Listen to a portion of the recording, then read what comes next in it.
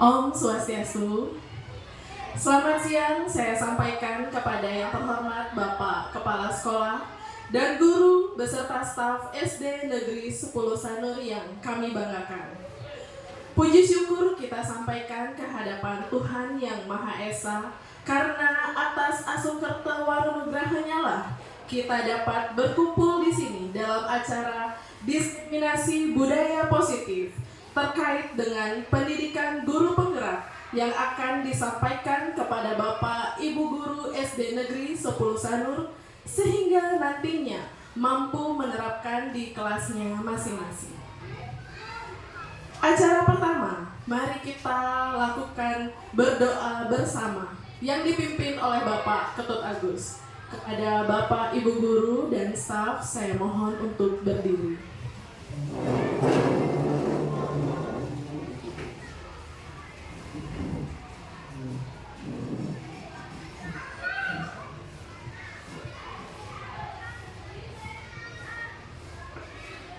Doa saya pimpin menggunakan doa Hindu. Bagi yang beragama non-Hindu, doa silakan menyesuaikan. Om Swastiastu, Om Audinamastu Namasudha, Om Anambadar Kartawo yang Tuliswata. Semoga pikiran yang baik datang dari segala arah. Om Adiyatyo Siapa Juti Aku Atejo Namo Stuti Sveto Pangkajo Madhyastu Bhaskaraya Namo Stuti Om Rang Redisah Paramasiwa Raditya Namo Swaha. Om Yahudi, Tuhan yang Maha Esa, puja dan puji syukur kami panjatkan kehadiran karena atas waranugraha-Mu lah pada hari ini kami dapat melaksanakan kegiatan diseminasi budaya positif ini. Om Yahudi, Tuhan yang Maha Pengasih, kami menyadari selama kami menjalani kehidupan di alam skala ini tidak luput dari dosa. Maka ampunilah dosa-dosa kami, sucikanlah pikiran, perkataan, dan perbuatan kami, serta tuntunlah kami ke jalan yang benar. Om Senyambawantu Sukambawantu Sabdo Bersdi Astu Tat Astu Swaha. Om Santi Santi Santi Om. Iya, kepada hadirin kami mohon untuk duduk kembali. Acara selanjutnya adalah pemaparan materi dari Bapak Agus Tama, kemudian akan dilanjutkan oleh Bapak Sentano. Jadi yang pertama saya persilakan kepada Bapak Agus Tama untuk memaparkan materinya.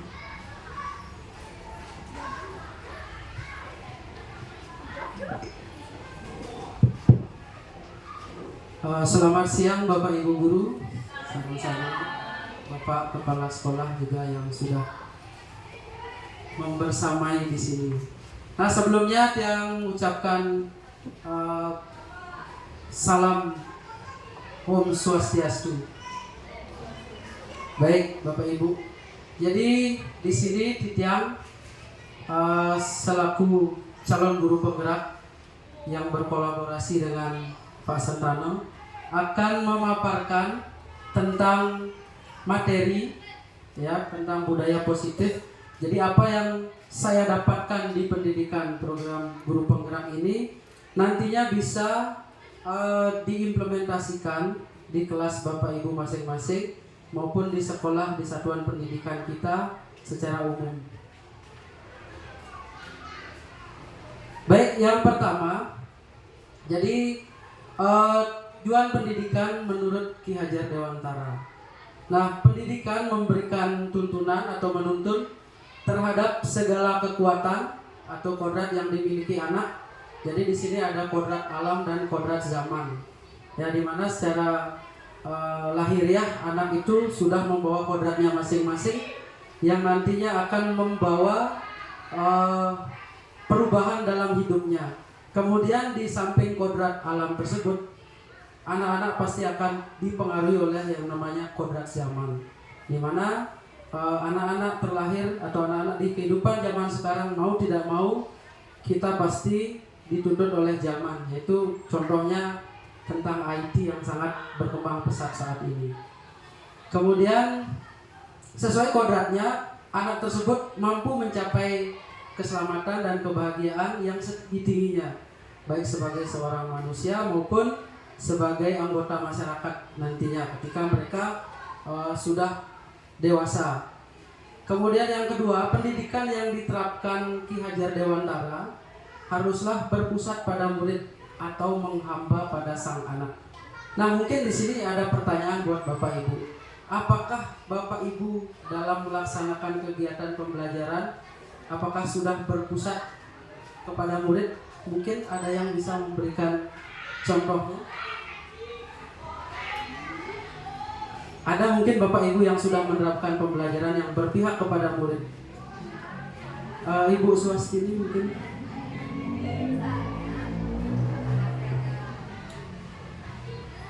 Terima kasih. Untuk di kelas misalnya kita memberikan masalah dulu ke siswa. Nah, nanti di kelas siswa yang mencari sendiri jawaban dari permasalahan itu yang berkaitan dengan kehidupan sehari-hari, di mana dengan mereka bekerja sama dengan teman-temannya atau berdiskusi dengan teman-temannya, mereka dapat menemukan jawaban daripada permasalahan yang sudah kita lontarkan tersebut. Terima kasih.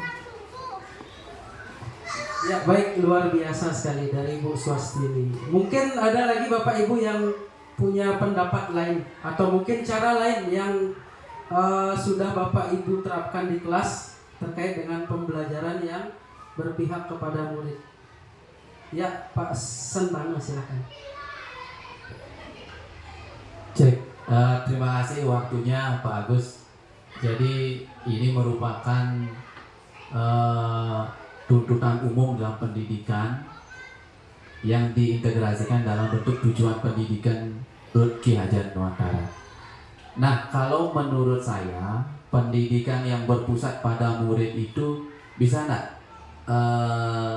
kita kategorikan siswa yang sudah dikelompokkan, kemudian kita berikan tugas, lalu dia bekerja dalam kelompoknya masing-masing, dan saya juga memberikan kesempatan ke mereka untuk mempresentasikan nantinya. Kemudian barulah nanti saya bersama siswanya membuat kesimpulan dari pembelajaran tersebut. Saya rasa seperti itu kalau berpusat pada murid. Nah, mungkin mudah-mudahan benar ini Pak Agus. Terima kasih. Baik, terima kasih Pak Sentano dan Bu Swastini juga luar biasa sekali. Nah, seperti apa yang sudah disampaikan sama Bu Swastini sama Pak Sentano, jadi itulah salah satu contoh pembelajaran yang berpihak kepada murid. Jadi kita memberikan sepenuhnya kepada murid kita, kepada anak didik kita untuk melakukan proses di mana dalam memecahkan suatu permasalahan, anak tersebut bisa mencari solusinya, baik itu secara berkelompok maupun nantinya di dalam kelompok, anak-anak tersebut menggunakan cara-cara mereka sendiri untuk menghasilkan sebuah karya. Nah, misalnya salah satu contoh, misalnya Tiang di kelas 6, saya di kelas 6, ada pembelajaran materi tentang rangkaian listrik. Ya, jadi saya membagi beberapa kelompok, anak-anak menjadi beberapa kelompok, kemudian mereka dengan idenya atau gagasannya sendiri mencari atau merangkai cara merangkai rangkaian listrik, ya, dengan cara mereka sendiri. Mungkin dia mendapatkan referensi dari Google, dari YouTube. Kemudian mereka berkelompok dan secara berkolaborasi membuat sebuah karya, sehingga nanti hasilnya tersebut bisa dipertanggungjawabkan oleh kelompok mereka dengan cara presentasi, merefleksi, dan kemudian nantinya pasti saya juga akan memberikan feedback atau timbal balik dari apa yang sudah mereka lakukan. Nah, jadi apa yang disampaikan Bu Swastini sama Pak Sen, itulah salah satu contoh pembelajaran yang berpihak kepada murid. Jadi kita sepenuhnya memberikan murid kita untuk mengembangkan atau mengeksplor kemampuan yang mereka miliki. Nah, atas dasar pemikiran itu, jadi Ki Hajar Dewantara sudah menerapkan ada 3 trilogi pendidikan ya, yaitu Ing Arso Sung Tulodo, jadi di depan memberikan teladan. Jadi kita sebagai seorang guru sudah pasti memberikan teladan yang baik kepada peserta didik kita. Jadi apa yang kita lakukan itulah yang akan mereka tiru ya. Jadi mungkin sering dipelesetkan guru, digugu dan ditiru seperti itu ya. Kemudian Ing Madya Mangun Karso, jadi di tengah membangun semangat dan kemauan. Sebagai seorang guru, pastinya kita akan selalu memotivasi murid agar mereka mempunyai semangat dalam belajar, semangat dalam menjalani apa yang disebut dengan proses di sekolah, yaitu proses pembelajaran. Kemudian yang ketiga, Tut Muri Handayani, dari belakang memberikan dorongan.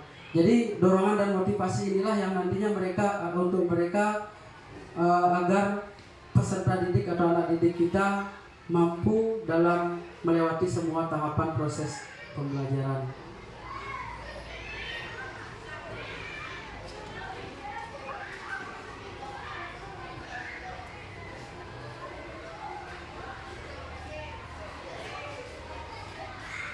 Nah, berikut saya ada pertanyaan pemantik, yaitu tentang setuju dan tidak setuju. Jadi silakan nanti Bapak Ibu menjawab setuju atau tidak. Kemudian nanti jawabannya Bapak Ibu simpan sendiri dulu. Nanti di akhir sesi ini kita akan simpulkan bersama. Nah, jadi pertanyaan pertama ini terkait dengan hukuman ya. Terkait dengan hukuman. Jadi budaya positif nanti di sini yang akan saya dan Pak Sentano sampaikan itu tentang lebih banyak tentang disiplin. Apa itu disiplin diri, apa itu disiplin pada umumnya. Ya, terkait dengan hukuman yang sudah mungkin tidak asing lagi di telinga kita ya. Mungkin sejak saya SD juga sering mendapatkan hukuman. Ya. Nah, yang pertama, hukuman dapat mendisiplinkan anak. Bapak Ibu apakah setuju atau tidak? Silakan disimpan dulu jawabannya, nanti kita simpulkan bersama. Karena nanti ada tahapan dalam menyelesaikan suatu permasalahan, ada yang namanya segitiga restitusi. Nanti kita akan bahas bersama. Kemudian yang kedua, pemberian hukuman dengan hal positif seperti membaca atau membersihkan halaman sekolah dapat meningkatkan disiplin anak. Apakah Bapak Ibu setuju atau tidak? Silakan nanti jawabannya disimpan. Yang ketiga, memberi penghargaan dapat meningkatkan motivasi belajar anak. Nah, jadi itu pertanyaan pemantik ada 3. Silakan Bapak Ibu simpan jawabannya. Nanti di akhir sesi kita akan berdiskusi, kita akan melakukan refleksi terkait dengan materi yang saya dan Pak Sentano bawakan nanti. Oke, kita lanjut. Nah, dari pertanyaan pemantik tadi, berikut ada beberapa pernyataan atau pendapat dari ahli tentang hukuman, dihukum dan penghargaan.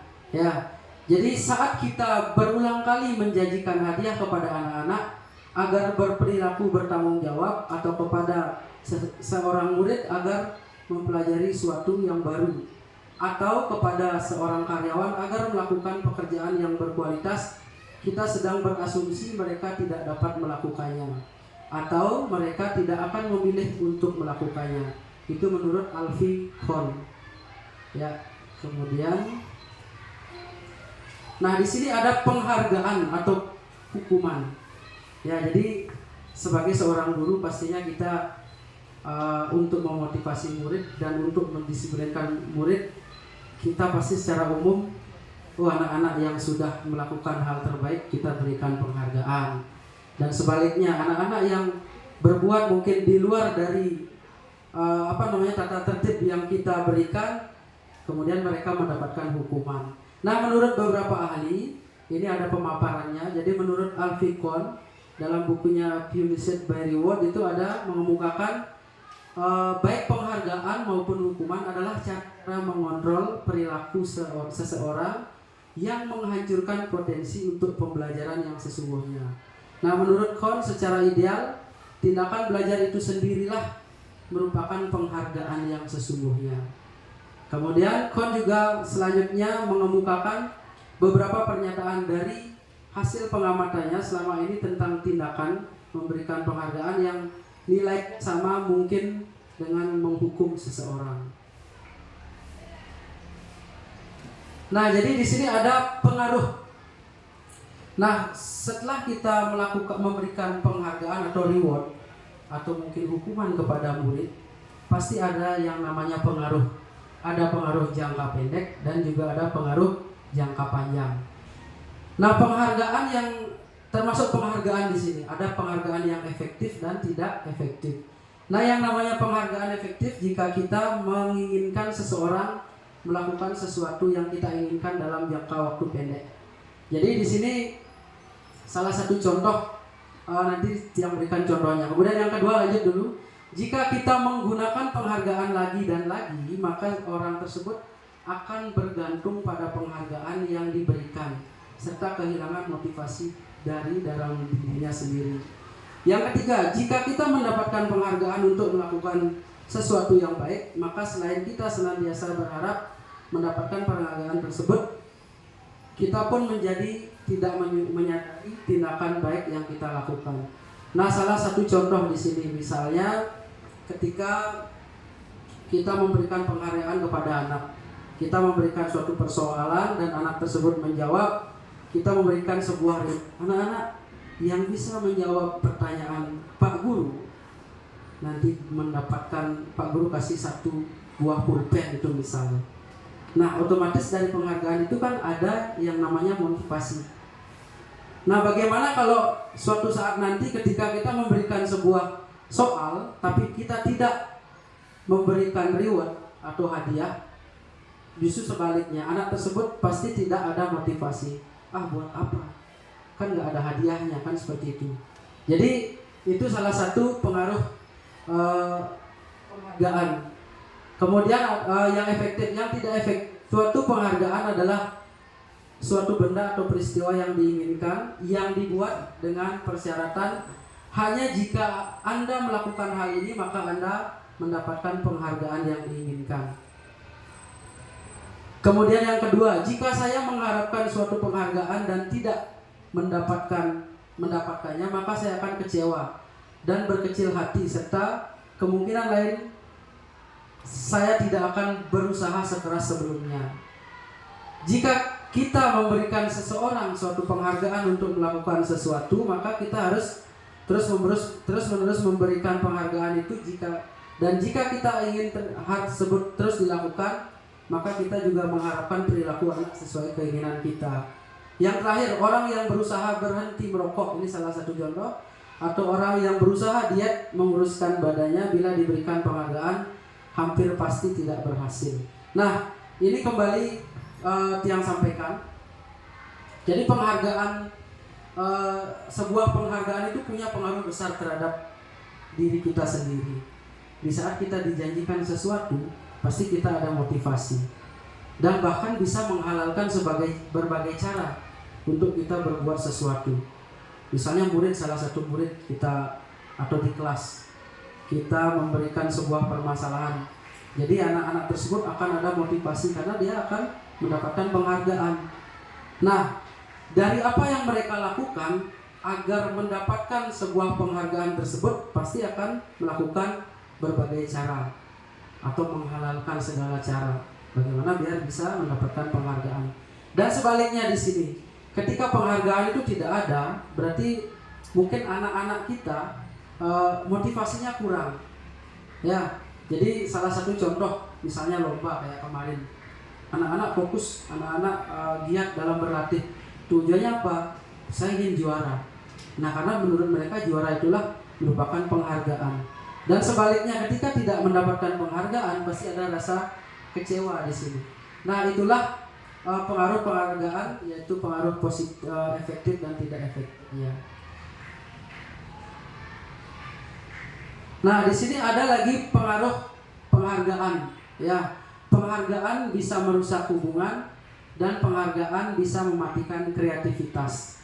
Nah, penghargaan yang bisa merusak hubungan ketika seseorang diberi penghargaan atau dipuji di depan orang banyak, maka yang lain akan merasa iri dan sebagian dari mereka akan tidak menyukai orang yang diberikan penghargaan tersebut. Yang kedua, jika seorang guru sering memberikan penghargaan kepada murid-muridnya, besar kemungkinan murid-muridnya termotivasi hanya untuk menyenangkan gurunya. Mereka tidak akan bersikap jujur kepada guru tersebut. Berikutnya, penghargaan menciptakan persaingan di dalam kelas dan persaingan menciptakan kecemasan. Mereka yang percaya bahwa mereka tidak memiliki kesempatan untuk mendapatkan penghargaan akan berhenti mencoba. Nah, dari pemaparan 5 poin pemaparan penghargaan merusak hubungan ini, mungkin secara umum pasti sering terjadi. Ya, jadi yang namanya kita diberikan penghargaan atau kepercayaan, yang namanya manusia secara manusiawi pasti ada rasa iri. Ya, karena itu sifat manusia sepenuhnya adalah penuh dengan iri dan dengki ya. Jadi ketika kita dipuji, pasti ada orang lain yang merasa ingin seperti kita, dan mereka punya prasangka yang tidak baik juga terhadap kita. Kemudian jika seorang guru memberikan penghargaan kepada murid, besar kemungkinan murid-murid termotivasi hanya untuk menyenangkan gurunya sendiri. Bagaimana biar anak-anak tersebut, biar Pak Guru saya senang, biar Bu Guru saya senang. Mereka melakukan mereka mungkin tidak bersikap jujur. Salah satu dari penghargaan ini, efek negatifnya. Kemudian penghargaan juga menciptakan persaingan. Nah, di sini persaingannya kan pasti ada yang positif dan negatif ya. Kalau persaingan yang positif pasti mereka akan termotivasi untuk mengikuti kompetisi. Kalau yang negatif ya akan berusaha menjatuhkan temannya sendiri biar mereka mendapatkan penghargaan. Oke, kemudian lanjut, penghargaan mematikan kreativitas. Murid-murid diminta berpikir mengenai hadiah atau penghargaan yang bisa mereka dapatkan bila berhasil menulis sebuah puisi. Kreativitas kelompok murid-murid ini menjadi berkurang dibandingkan dengan yang tidak diberitahukan tentang hadiah yang bisa mereka terima. Kemudian penelitian menunjukkan bahwa pekerjaan seni atau sebuah penulisan cerita menjadi kurang kreatif bila dijanjikan sebuah hadiah atau penghargaan. Yang berikutnya, dalam tugas-tugas memecahkan masalah, para murid memakan waktu lebih lama dan memberikan jalan keluar kurang kreatif saat mereka dijanjikan suatu penghargaan. Nah, ini salah satu salah satu penghargaan yang bisa mematikan kreativitas. Mereka akan mau berkreativitas jika ada penghargaan. Berarti kalau tidak ada penghargaan, mereka tidak akan melakukannya. Nah, itu mungkin atas dasar itulah ada yang namanya dorongan, atau dari dorongan tersebut mungkin ada yang mereka harapkan. Nah, kemudian ada pengaruh dari sebuah penghargaan. Ada yang namanya penghargaan penghukum. Penghargaan menghukum, mereka tidak mendapatkan penghargaan misalnya dalam sistem ranking.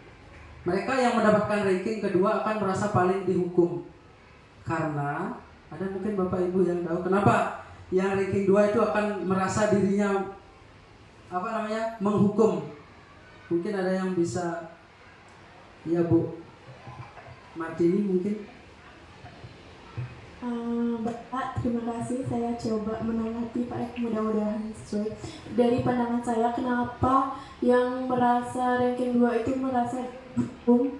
Pertama, karena untuk menjadi yang pertama itu tinggal selangkah lagi, sedikit lagi Pak. Kemudian yang di belakang itu banyak.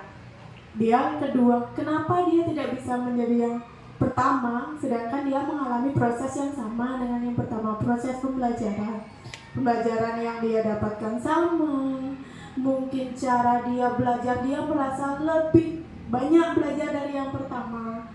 Karena kadang-kadang kita tahu setiap kecerdasan anak itu kan berbeda-beda. Yang pertama itu mungkin santai, dia tidak terlalu banyak belajar, tapi kenapa bisa jadi yang pertama? Yang kedua, dia lebih semangat belajar, tapi ternyata jadi yang kedua. Itu mentalnya pertama dia menjadi kurang termotivasi lagi untuk belajar.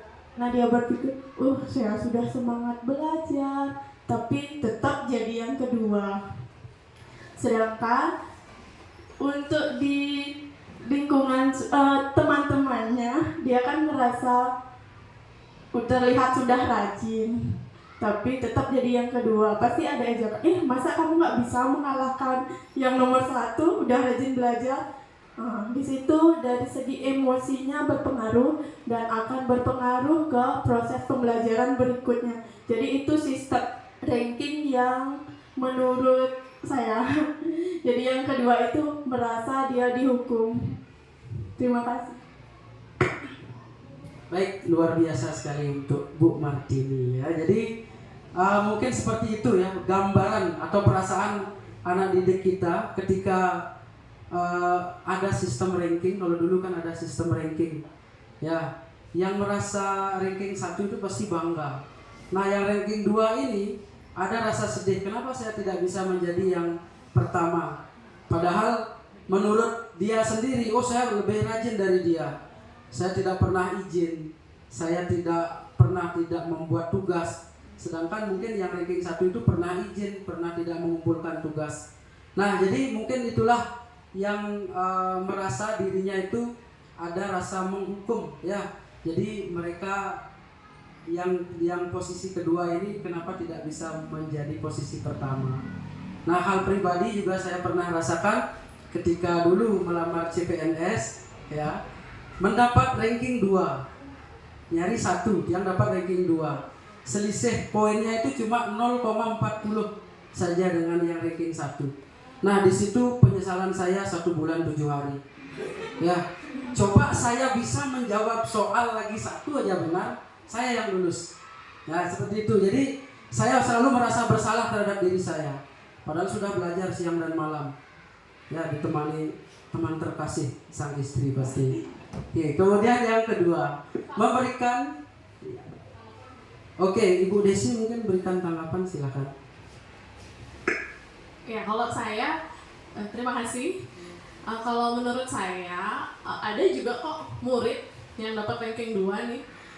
Yes, ranking 2 dari 25 misalnya, 25 siswa. Dia tidak merasa kok dirinya menjadi hukuman buat dia.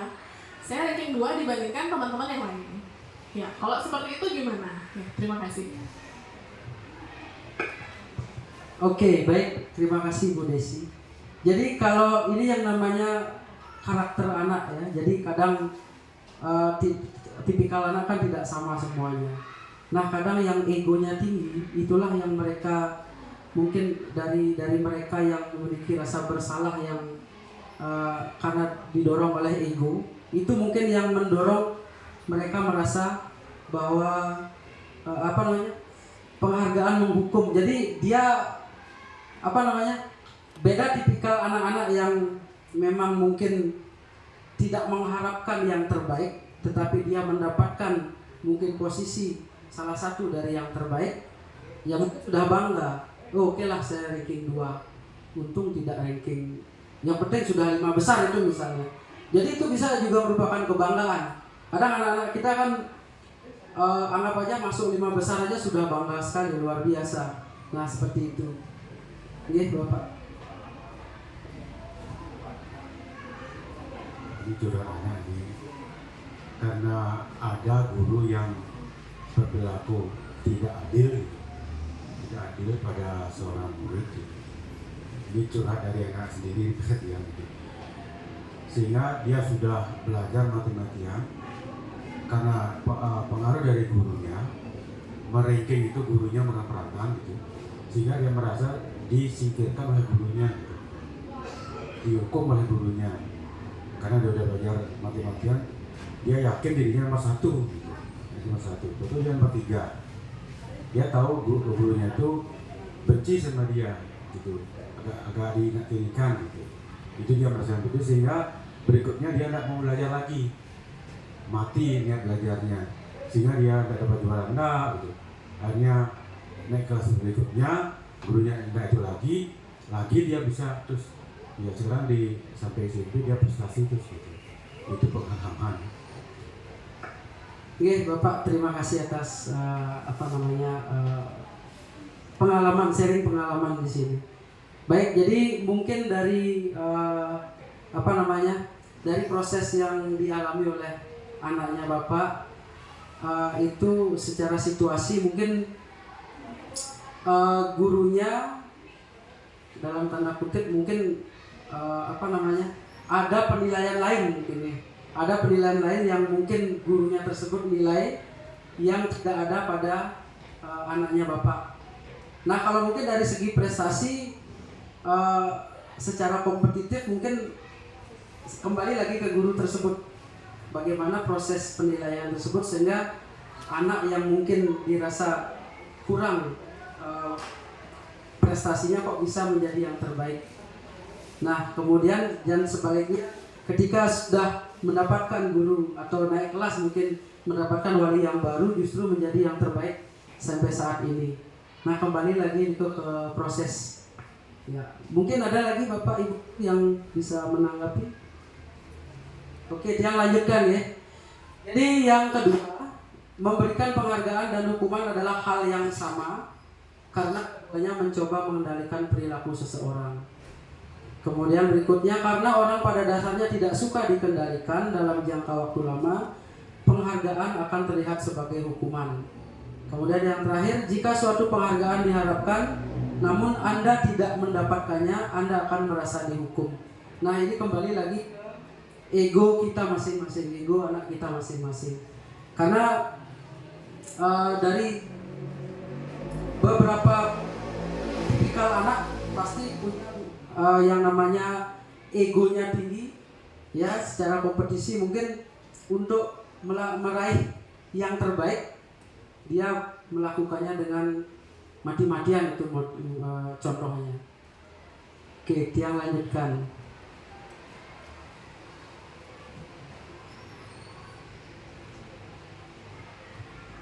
Nah, jadi di sini ada teori motivasi perilaku manusia.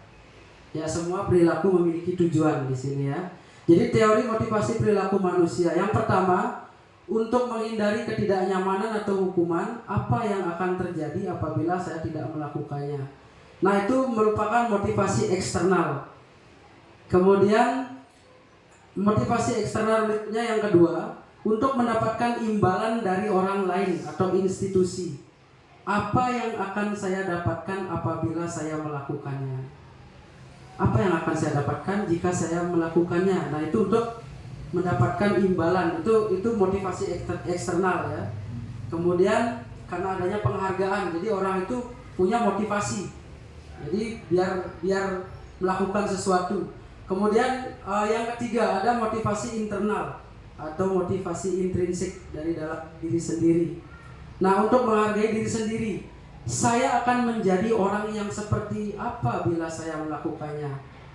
Itu pengaruh atau motivasi diri yang nantinya bisa orang tersebut berbuat sesuatu ya sesuai dengan teori motivasi perilaku manusia. Kemudian lanjut.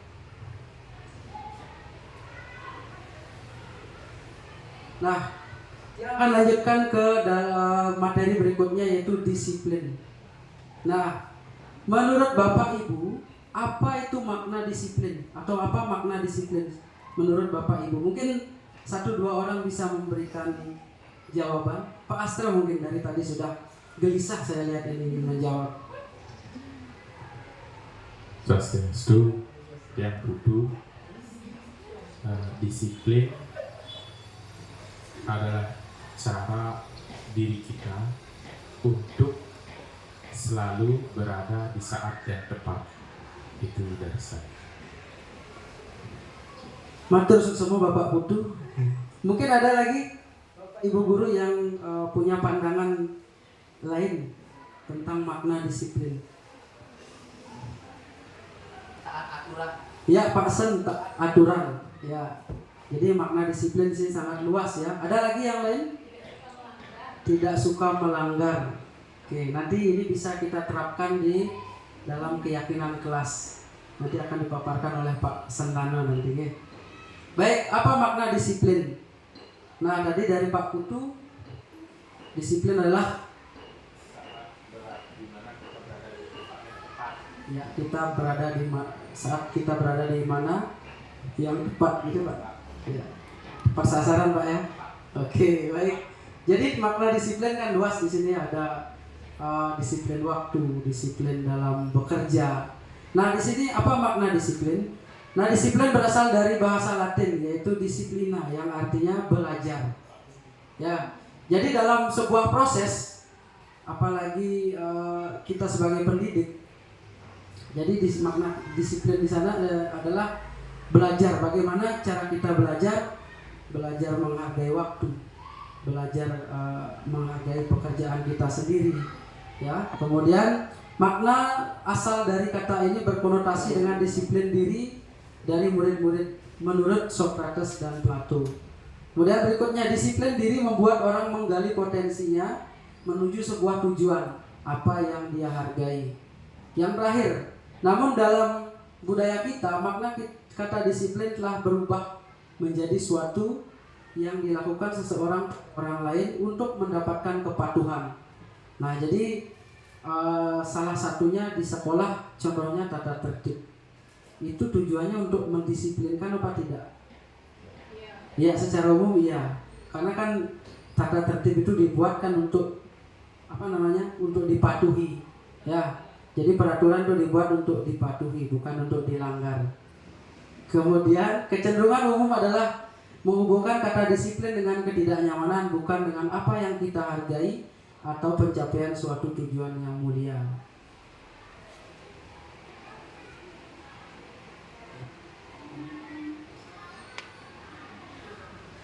Baik, berikutnya disiplin di sini adalah, nah itu yang kolom biru. Coba Bapak Ibu perhatikan. Anda tidak bisa mengontrol orang lain, hanya Anda yang bisa mengontrol diri Anda.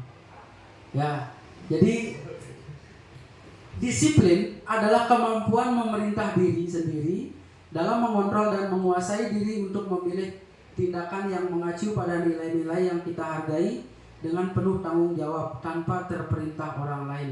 Itulah disiplin yang sesungguhnya. Ya, jadi saya yakin Bapak Ibu semua dari berbagai karakter kita ya, dan berbagai dari daerah yang ada di Bali pasti punya pandangan tentang disiplin yang berbeda. Nah, sekarang tergantung dengan diri kita sendiri.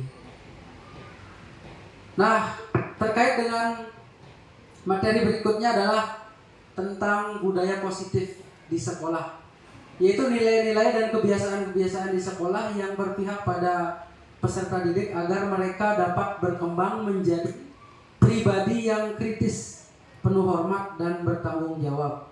Nah, jadi mungkin pada budaya positif inilah nanti kita menerapkan, kita mengimplementasikan bagaimana salah satu contoh disiplin tadi kita terapkan kepada anak didik kita. Kemudian ada perubahan paradigma. Untuk membangun budaya yang positif, sekolah perlu menyediakan lingkungan yang positif, aman dan nyaman agar murid mampu berpikir, bertindak dan mencipta dengan merdeka, mandiri dan bertanggung jawab. Lazimnya disiplin dikaitkan dengan kontrol. Dalam hal ini, kontrol guru dalam menghadapi murid. Ya. Nah, jadi sekolah merupakan rumah kedua bagi murid-murid kita. Bagaimana kita menciptakan suasana yang nyaman di sekolah? Biar kita bahagia, guru murid bahagia. Ya, jadi sudah pasti ya, fasilitas. Kita juga pasti memfasilitasi murid kita. Ya, dalam belajar. Ya. Jadi itulah kita ciptakan lingkungan yang nyaman agar kita bisa memfasilitasi murid kita dengan baik. Berikutnya, Maksud dari nilai-nilai yang kita hargai adalah nilai-nilai kebijakan, sifat-sifat positif manusia yang merupakan tujuan mulia yang ingin dicapai setiap individu. Nilai-nilai kebajikan yang ingin dicapai oleh setiap anak Indonesia kita kenal dengan profil pelajar Pancasila. Bapak Ibu sudah pernah mendengar tentang profil pelajar Pancasila? Ya. Baik, dari keenam aspek yang ada, ya, jadi di sini penjabarannya Bapak Ibu bisa lihat di bawahnya ya. Yang pertama itu beriman, bertakwa kepada Tuhan Yang Maha Esa dan berakhlak mulia. Mungkin dari poin pertama, apa kira-kira yang harus murid kita lakukan? Oke, berdoa. Apa lagi? Bersyukur. Mandiri. Poin pertama Ibu, yang ada berdoa, bersyukur ya. Berdoa sebelum mulai pembelajaran. Ya, berdoa setelah selesai pembelajaran. Ya, bersih-bersih lingkungan ya. Kemudian yang kedua mandiri. Apa mungkin mandiri bagi anak-anak kita? Apa yang mungkin mereka bisa lakukan? Bisa membersihkan kelasnya. Oke, membersihkan kelasnya masing-masing. Apa lagi kira-kira? Makan sendiri. Mandiri. Ya. Oke, mengerjakan tugasnya secara mandiri. Apa yang diberikan oleh gurunya atau tugas dari sekolah dari guru itu dilaksanakan dengan baik. Bernalar kritis. Ya, bertanya, mampu mengeksplor dirinya. Ya, dari konsep apa yang diberikan itu digali secara kritis sehingga terciptalah pertanyaan yang nantinya ya tergantung. Ya, kalau pertanyaannya susah mungkin. Contoh misalnya, siapakah nama perawat yang membantu kelahiran Pak SBY itu misalnya. Jadi itu kan terlalu kritis, jadi kita juga nggak tahu jawabannya. Ya, kemudian iya, jadi anak itu mampu mengeksplor apa yang mereka miliki. Kemudian berikutnya berkebinekaan global. Apa mungkin contohnya? Tidak membeda-bedakan teman, ya. Jadi mencintai semua teman, ya baik. Tidak membedakan suku, agama, ras, ya. Jadi di sana berkebinekaan global, ya sesuai dengan pengamalan Pancasila yang ketiga, ya. Kemudian bergotong royong. Ya, di sini kan pasti anak-anak sudah pasti di dalam melakukan sebuah pekerjaan mereka pasti akan bekerja sama, bergotong royong sehingga pekerjaan akan cepat selesai. Dan yang terakhir kreatif. Ya, menghasilkan produk sebuah karya. Ya, sebuah karya. Oke, jadi itu merupakan penjabaran dari profil pelajar Pancasila.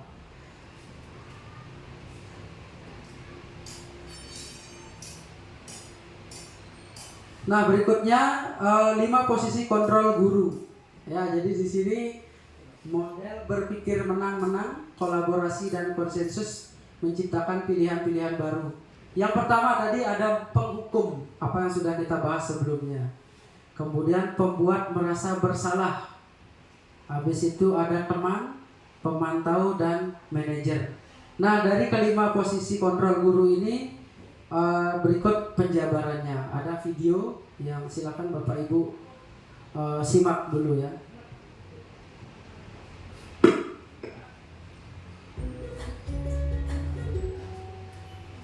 Salam bahagia Ibu dan Bapak Guru hebat. Dalam penerapan disiplin positif restitusi, salah satu program yang digunakan adalah 5 posisi kontrol. 5 posisi kontrol dalam restitusi adalah proses perjalanan seorang pendidik agar dapat mengenali dirinya. Pada video kali ini, kita akan membahas tentang 5 posisi kontrol yang dikembangkan oleh Dayung dosen dan contoh penerapannya.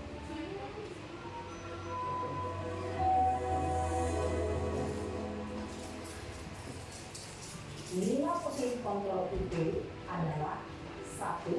Posisi penghukum. 2. Posisi pembuat masalah bersalah. 3. Posisi teman. 4. Posisi pemantau atau monitor. Dan 5. posisi manajer. Untuk lebih memahami kelima posisi tersebut, mari kita saksikan kasus Naren yang terlambat hadir 20 menit di sekolah dan melihat bagaimana kelima posisi kontrol dalam menghadapi masalah tersebut.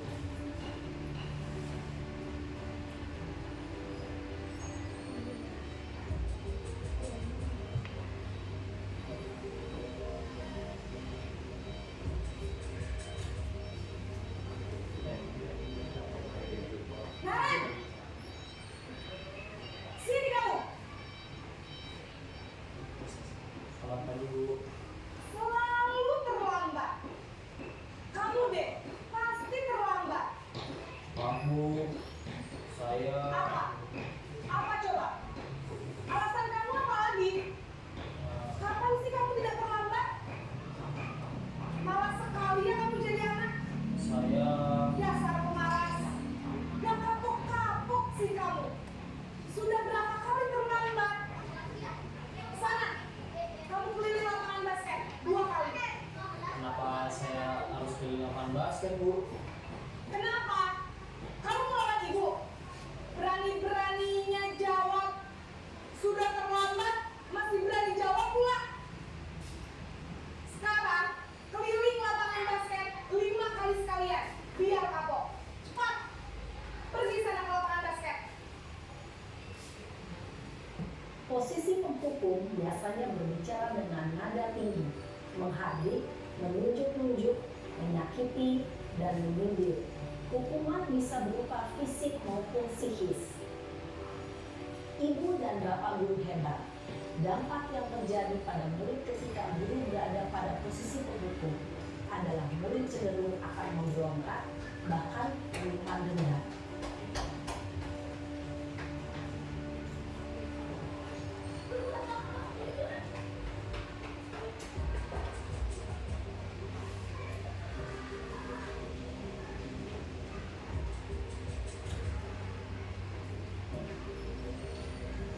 Naren!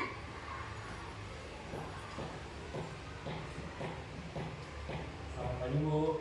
Naren. Kamu kenapa terlambat lagi, nak? Ya Tuhan, Naren. Kamu senang ya bikin ibu susah ya? Kalau kamu terlambat lagi, nanti ibu yang ditegur bapak kepala sekolah, nak. Disangka ibu tidak bisa membina kamu. Duh, gimana ini? Maaf, Bu. Duh, Gusti Naren. Kamu suka ya kalau ibu tegur bapak kepala sekolah? Terus, sekarang ibu harus tulis apa ini buku absen? Ini kamu sudah sering terlambat loh. Ibu harus apa coba? Maaf, Bu. Maaf sekali. Ya sudah, lain kali jangan bikin ibu susah lagi ya nak ya. Ibu tidak akan kuat lagi kalau kamu begini terus. Bisa jantungan kalau ibu ditegur bapak kepala sekolah. Sana cepat kelas. Maaf ya, Bu. Maaf sekali. Posisi pembuat rasa bersalah berbicara dengan nada tenang, cenderung lembut.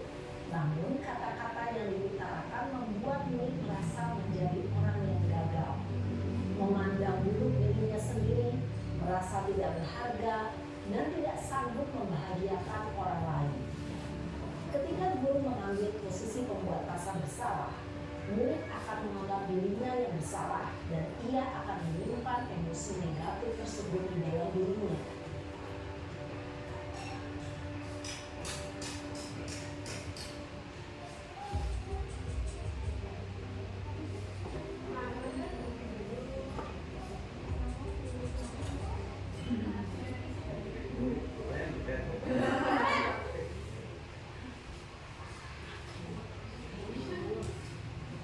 Selamat pagi, Bu. Wah, sudah jam berapa ini nak? Terlambat lagi ya sayang. Iya, Bu. Habis ibu saya lupa bangunkan saya, Bu. Kamu malah menyalahkan ibu kamu. Kamu bukannya anak yang larinya paling kencang. Kok terlambat sih? Iya, Bu. Saya memang terlambat bangun tadi. Jadi, biarpun saya lari kencang, nggak kekejar, Bu. Ya sudah sana. Nanti lain kali larinya lebih kenceng lagi ya. Biar gak terlambat lagi. Bikin seneng ibu. Demi ibu. Bisa kan? Bisa lah, Bu. Ya sudah sana masuk kelas. Ibu beresin urusan absen kamu. Kamu ini ada-ada saja. Dalam posisi teman, guru berbicara dengan nada suara ramah, akrab, cenderung bersenda gurau untuk menjaga suasana tetap santai. Murid akan merasa senang, aman, dan akrab dengan guru. Identitas yang tercipta adalah identitas sukses atau berhasil. Namun, perlu diingat, karena ini masih dorongan eksternal, maka ada faktor ketergantungan dari murid kepada orang tertentu. Di sini guru aksennya, sehingga di lain waktu murid bisa berperilaku baik, namun hanya kepada orang-orang tertentu saja.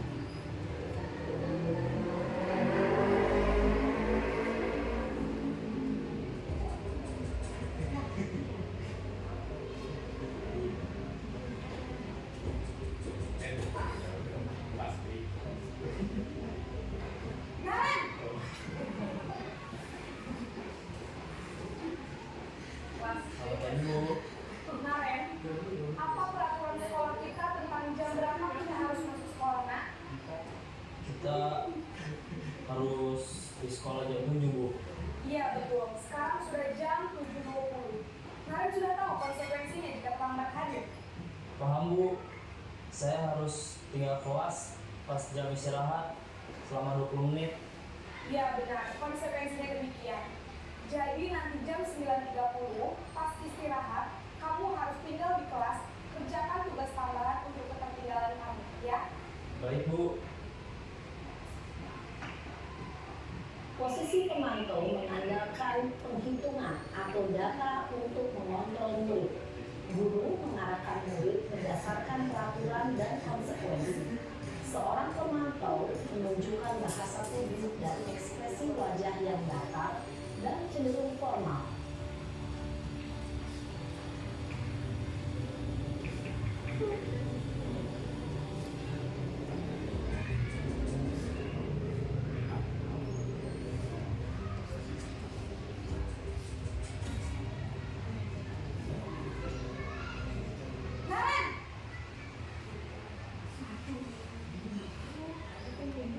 Selamat pagi, Bu. Selamat pagi, Naren. Maaf, Bu. Saya terlambat. Iya, sekolah masuknya jam 7, sekarang sudah jam 7.20. Jadi sekarang bagaimana ini, Naren? Maaf, Bu. Saya lupa setel alarm saya semalam. Baiklah, menurut kamu, keyakinan sekolah yang mana yang perlu kamu tingkatkan? Menghargai diri sendiri dan orang lain mungkin ya, Bu. Setuju. Jadi, apakah Naren meyakini prinsip saling menghormati tersebut? Iya, Bu. Saya meyakininya. Apakah Naren bersedia memperbaiki masalah keterlambatan ini? Bersedia, Bu. Bagaimana kamu memperbaiki masalah keterlambatan ini? Saya akan coba untuk tidak lupa menyetel alarm saya, Bu. Baik, kalau Naren lupa menyetel alarm di rumah, ada orang yang kira-kira bisa bantu mengingatkan tidak? Ada, Bu. Kakak saya, Kak Emma. Ada lagi selain Kak Emma? Selain Kak Emma, ada ibu saya. Baik, jadi yang mengingatkan Naren adalah Kak Emma dan ibu kamu ya? Kira-kira akan mulai setel alarm kapan, Naren? Setelah pulang sekolah, akan segera saya lakukan. Baik, jadi Naren akan setel alarm untuk bangun besok pagi dan akan diingatkan oleh kakak dan ibu dan Naren ya. Ada lagi yang mungkin perlu dilakukan, Naren? Agar tidak terlambat bangun lagi. Tidak ada, Bu. Baik, Naren. Terima kasih untuk kerjasama kamu. Sekarang kamu perlu kembali ke kelas untuk belajar. Baik, Bu. Terima kasih. Posisi manajer adalah posisi kontrol yang disarankan untuk membimbing murid memiliki sikap disiplin yang positif, yaitu murid yang mandiri, bertanggung jawab, dan dapat memecahkan masalah.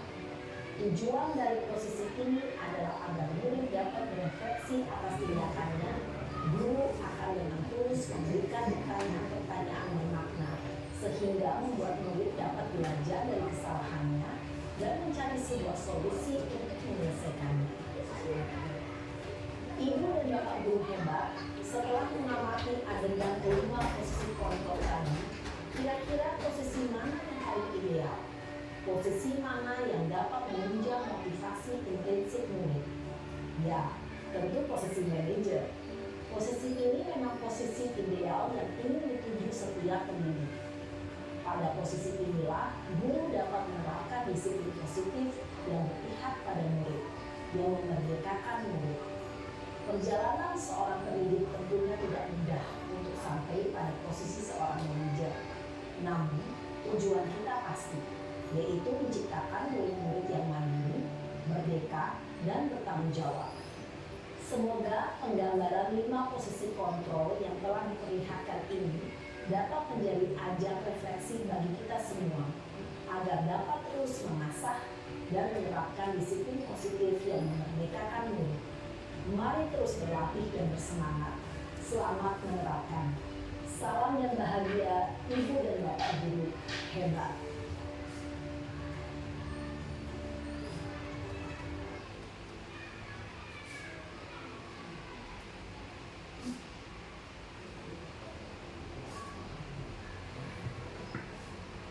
Nah, baik Bapak Ibu guru, setelah tadi dipaparkan posisi kontrol guru terhadap apa yang sudah sering terjadi di sekolah. Nah, ini ada penjabarannya, yaitu ada penghukum, pembuat merasa bersalah, ada posisi teman, ada posisi pemantau, dan manajer. Nah, dari kelima ini mungkin Bapak Ibu guru yang mana sudah pernah lakukan di kelas? Mungkin yang paling sering penghukum ya. Nah, di sini ini yang sering terjadi mungkin di lapangan. Nah, salah satu contoh misalnya ketika ada murid terlambat, temannya sudah trisanil, kita tidak memberikan masuk kelas. Itu sebagai konsekuensi. Kemudian tidak membawa buku LKS, disuruh di luar, belajar di luar, itu misalnya salah satu contoh. Nah, dalam posisi penghukum ini anak-anak pasti akan berpikir bahwa hukuman saya sudah lunas karena saya sudah belajar di luar, saya sudah dihukum sama ibu guru. Nah, dan besoknya kemungkinan itu akan terjadi lagi karena akan terus seperti itu ya. Jadi ketika dihukum, anak tersebut sudah menganggap apa yang mereka buat atau kesalahan yang mereka buat itu sudah ditebus dengan hukuman. Nah, tapi di sini ada salah satu kontrol yang terbaik, yaitu manajer. Nah, dari kelima ini nanti akan ada pemaparan dalam segitiga restitusi yang akan disampaikan oleh Pak Santano nanti ya. Jadi ini sebenarnya sangat penting sekali buat Bapak Ibu guru. Nah, kalau ingin Bapak Ibu guru menjabarkan, ingin merefleksi diri tentang posisi kontrol ini, nanti saya akan berikan soft copy-nya. Nanti ini bisa Bapak Ibu pelajari. Ya, bisa Bapak Ibu nanti terapkan di kelas. Oh, saya berada di mana dalam posisi kontrol, di mana saya saat ini. Dari tindakan-tindakan apa yang sudah Bapak Ibu lakukan.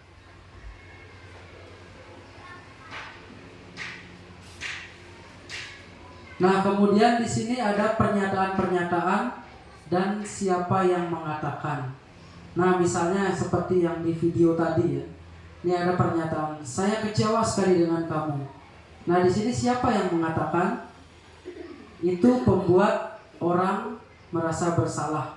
Karena di sini penekanannya ada rasa itu yang sudah digaris bawahi ya. Saya kecewa sekali.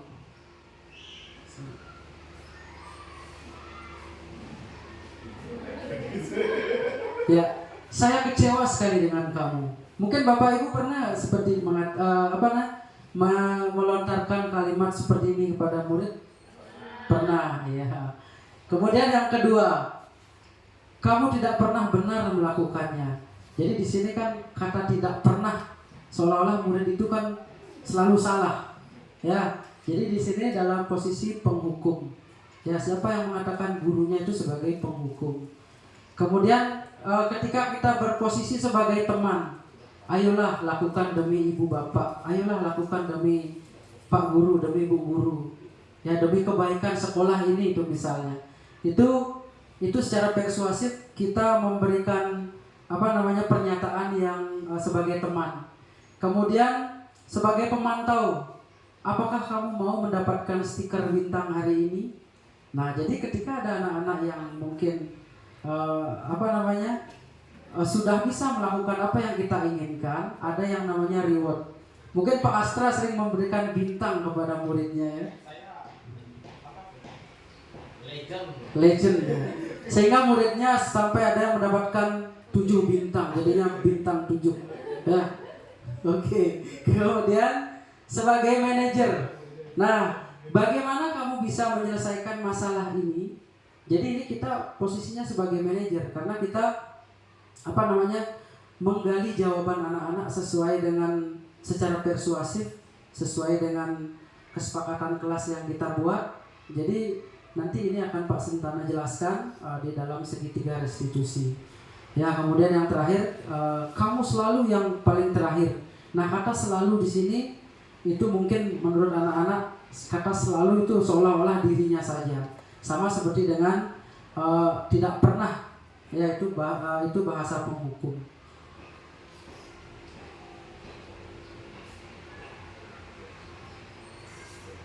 Oke, sekarang kebutuhan dasar manusia ya.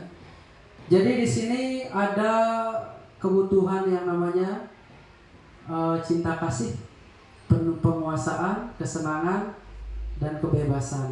Nah, nanti kebutuhan dasar manusia ini akan dijelaskan oleh Pak Sentano, yaitu yang terkait juga dengan segitiga restitusi.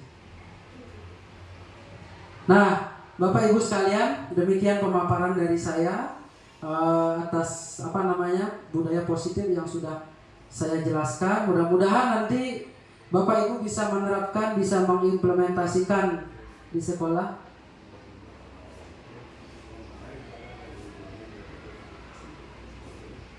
Nah, demikian dari saya. Nanti akan dijelaskan kembali oleh Pak Sentano tentang pemaparan budaya positif dan tindakan-tindakan apa saja yang akan kita lakukan untuk mendisiplinkan anak. Baik, demikian dari saya, Tiang Sinam untuk para Santi. Om Santi Santi Santi Om.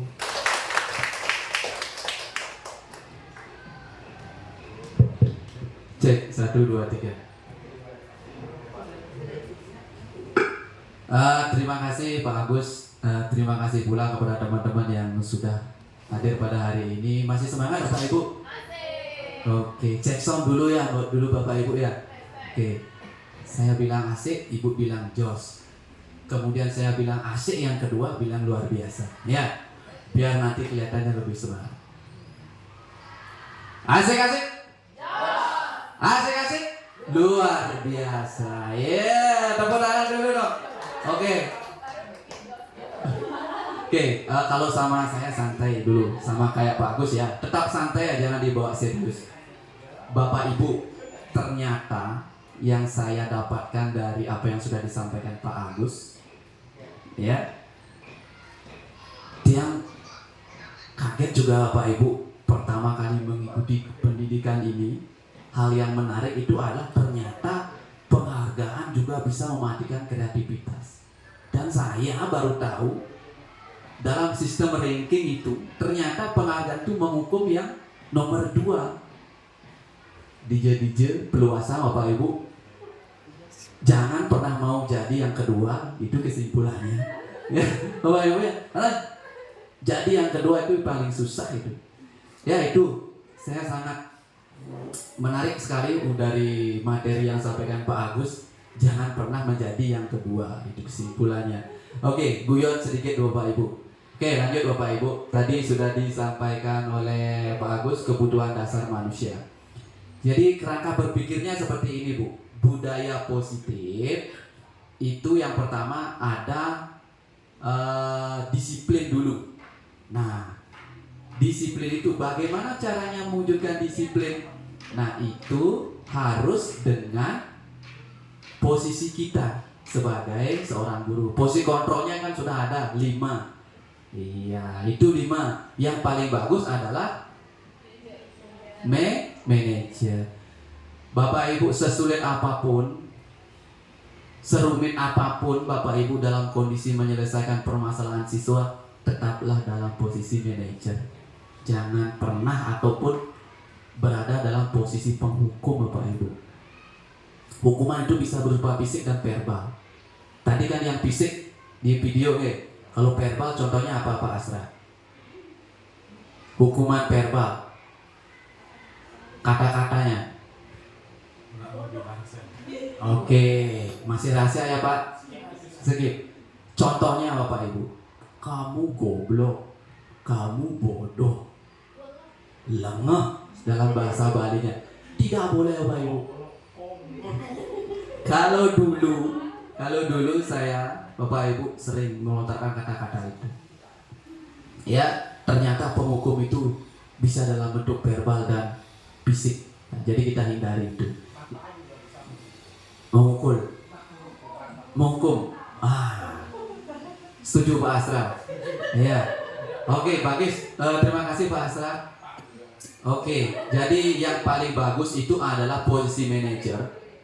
Kemudian di satu sisi ketika hal yang bersifat lebih di bawah atau masalah siswa itu lebih levelnya di bawah, itu Bapak Ibu bisa memposisikan diri sebagai pemantau. Nah, di bawahnya itu jangan. Itu paling sesurumet apapun harus manajer Bapak Ibu. Itu intinya. Ya. Nah, lanjut Bapak Ibu. Jadi untuk membuat budaya positif di sekolah, kita harus tahu dulu kebutuhan dasar manusia.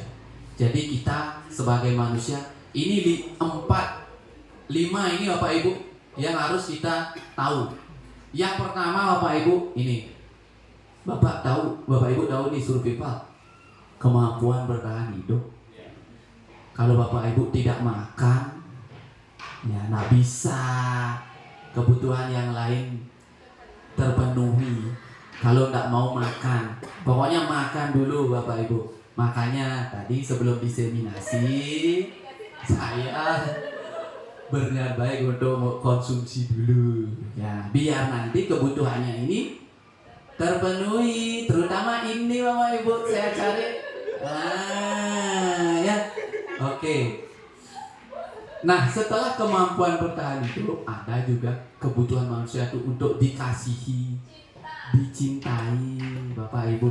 Semua Bapak Ibu, termasuk saya, anak-anak, semua itu yang manusia ya. Kemudian setelah dicintai, ini tidak terurut dok Bu. Kemudian ada kesenangan. Kalau sudah dicintai, kita merasa senang, ya. Kemudian setelah senang kita bebas. Bebas dalam artian terbatas ini Bapak Ibu. Artinya norma-norma kita ikuti. Ya, kita perlu bebas Bapak Ibu. Mau Bapak Ibu dibatasi? Tidak kan? Makanya kita butuh kebebasan. Ya, setelah kebebasan kita juga harus perlu penguasaan. Kebutuhan akan penguasaan contohnya begini Bapak Ibu. Pak Astra hebat sekali. Tolong Pak Astra, besok-besok ajarin saya Pak Astra ya. Kebutuhan akan penguasaan artinya memberikan suatu reward kepada seseorang bahwa mereka bisa. Itu penguasaan. Pak Astra yang menerima kata-kata saya pun ya merasa kebutuhannya terpenuhi gitu. Ya. Ternyata ada yang mempercayai saya gitu. Ya, Pak Asra ya. Oke, ini kebutuhan dasar manusia. Kita akan berangkat dari ini ya untuk bagaimana caranya menyelesaikan masalah siswa. Oke, kita dicopot, ditaruh dulu di otak kita Bapak Ibu. Ya. Masuk. Oke, next. Ini kok kembali ini.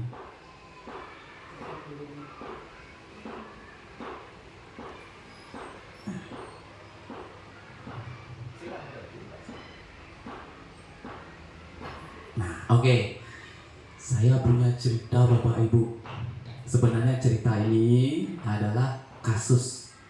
Ya, kasus yang sebenarnya kita sering jumpai. Pasti ini, ya. Ibu Ani, guru kelas 5 di SD Pelita Hati, sedang bingung menghadapi ulah salah satu murid di kelasnya, yaitu Agus. Ya. Beberapa anak telah datang dan mengeluhkan Agus yang seringkali meminta bekal makan siang mereka dengan paksa. Nah, jika Bapak Ibu menghadapi situasi seperti Ibu Ani, apa yang akan Bapak Ibu lakukan? Menurut Bapak Ibu, kira-kira apa alasan Agus melakukan itu? Dia ingin satu orang, Bu Pita. Oke, makasih Bu Mita ya. Benar salah nggak? Kenapa Bu? Ya, terima kasih. Saya takut salah. Menurut saya, kalau kenapa sih Agus bertindak seperti itu? Yang pertama, dari satu sisi mungkin Agus itu butuh perhatian ya. Ketika dia merebut makanan temannya, jadi dia menjadi mendapatkan perhatian khusus atau perhatian lebih daripada temannya. Kedua, satu sisi dia pengen usir temannya, pokoknya bagaimana sih caranya biar teman itu mau ngobrol, pengen dapat perhatian lah intinya si Agus itu. Mungkin kalau kebutuhan bekal dan segala macamnya tidak mungkin ya, orang tua tidak memberikan uang saku untuk anaknya pergi ke sekolah ya. Kalau tidak uang saku mungkin udah kotak bekalnya pasti sudah ada, dan tidak mungkin juga dia kekurangan. Satu sisi pasti seperti itu ya kalau sebagai orang tua. Dan mungkin ya itu menurut saya, dia butuh perhatian lebih sehingga dia membuat onar istilahnya, sehingga dia mendapatkan perhatian dari temannya, walaupun perhatian itu merupakan kebencian yang ditimbulkan oleh tingkah laku yang dia lakukan. Seperti itu mungkin Pak. Terima kasih Bu Mita. Tepuk tangannya dong. Baik, luar biasa Bu Mita. Jadi apa yang dianalisis masalah ini oleh Bu Mita itu benar sekali, membutuhkan perhatian. Tetapi kalau nanti dikaitkan dengan 5 kebutuhan ini seperti apa? Oke, inilah pembahasannya Bapak Ibu. Iya. Survei membuktikan. Ini Bapak Ibu. Ada 5 ya analisisnya. Apabila jawaban Agus karena ia lapar dan orang tuanya tidak membawakannya bekal makanan siang, berarti kebutuhannya dia bertahan hidup. Gus, kenapa kamu mengambil bekal makan siang temanmu? Saya lapar Bu, saya tidak diberikan makan siang sama ibu saya. Berarti dia bertahan hidup. Nah, kalau si Agus jawabannya senang ya, temannya jadi memperhatikan dia. Saya sering mengambil bekal teman biar temannya memperhatikan saya Bu, biar dia selalu ingat sama saya bahwa yang mengambil bekalnya itu adalah saya. Kebutuhannya adalah cinta, kasih, dan sayang. Ini kebutuhannya Bu Bita ini. Ya, perhatiannya di sini dia masuk jawabannya Bu Bita. Ya. Nah, kemudian yang ketiga, kalau saya merasa hebat Bu, saya mengambil bekalnya teman saya jadi takut, dia tidak berani lagi sama saya. Kebutuhannya penguasaan, pengakuan atas kemampuannya, itu namanya penguasaan Bapak Ibu. Iya, pala ya, dogang pala ini. Nah, kalau jawabannya Agus, saya bosan Bu dengan bekal yang selalu dibawakan ibu, bergedel saja Bu. Ya, berarti dia perlu kebebasan Bapak Ibu. Ya, kalau misalnya anak bapak ibu merasa bosan, tolonglah Bu. Ya, ini misalnya ayam taliwang bekelin ini Bu. Ya, baru kebutuhan akan kebebasannya terpenuhi gitu. Makanya lauk itu harus divariasikan. Terus yang kelima Bapak Ibu, kalau jawabannya Agus ini iseng aja dan dia menikmati ekspresi wajah temannya yang kesal karena diambil makanannya, kebutuhannya akan kesenangan. Jadi dia senang mengganggu. Ya. Lalu bagaimana memfasilitasi si Agus ini? Ya inilah seninya kita Bapak Ibu, dikondisikan. Misalnya yang pertama, tidak membawakannya bekal makanan. Ya, sebagai guru Kang Wang Bapak Ibu punya uang 5.000 bisa membantu Agus. Ya, silakan Agus beli nasi kuning di Bu Suyaninya.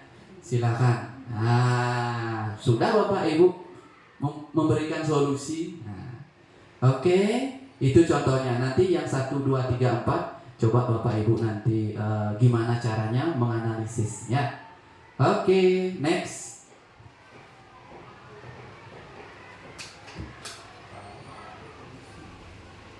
Nah, kini tibalah kita pada budaya positif.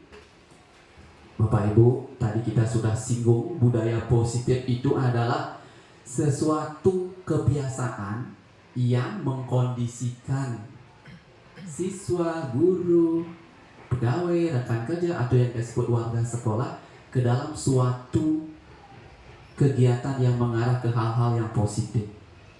Ya, nanti kita akan cek kayak gimana sih budaya positif itu.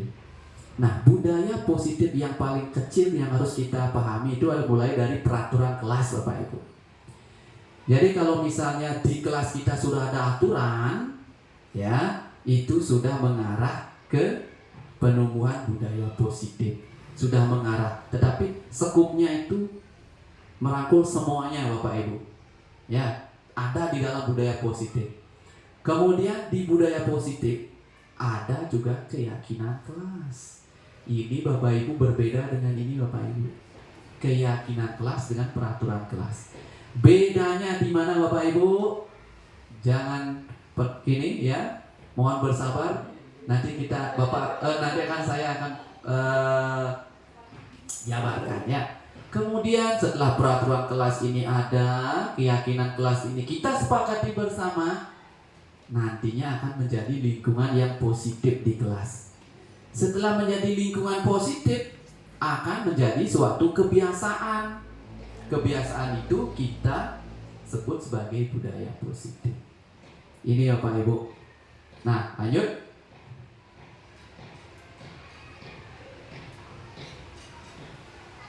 Nah, kita lanjut ke keyakinan kelas dulu Bapak Ibu. Keyakinan kelas. Ini mungkin hal yang baru kita terima. Begitu juga dengan saya, jika tidak mengikuti pendidikan guru penggerak, ini hal yang sangat mengubah pandangan kita sebagai guru Bapak Ibu. Keyakinan kelas. Jadi keyakinan kelas itu adalah nilai kebajikan atau prinsip universal. Kata kuncinya disepakati bersama. Secara universal, lepas dari latar, suku, negara, bahasa maupun agama. Garis besarnya seperti ini Bapak Ibu. Kalau peraturan kelas, kira-kira siapa yang membuat? Sekolah. Bisa saja kita. Peraturan kelas. Terus kalau keyakinan kelas, ya siapa yang membuat? Ini disepakati bersama. Bapak Ibu, kita harus sepakati. Lalu bagaimana kita melihat beda peraturan kelas dengan keyakinan kelas? Nah, ini bedanya Bapak Ibu. Bapak Ibu bisa kita lihat dalam kata positif dan negatif. Contoh. Nah, saya ingin Bu Swastini menyebutkan 2 peraturan kelas yang ada di kelasnya. Ya. Silakan Bu Swastini.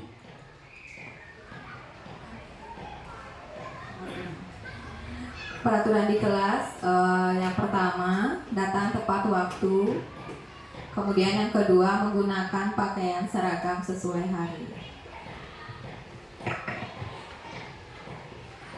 Terima kasih Bapak. Terima kasih Bu Putu.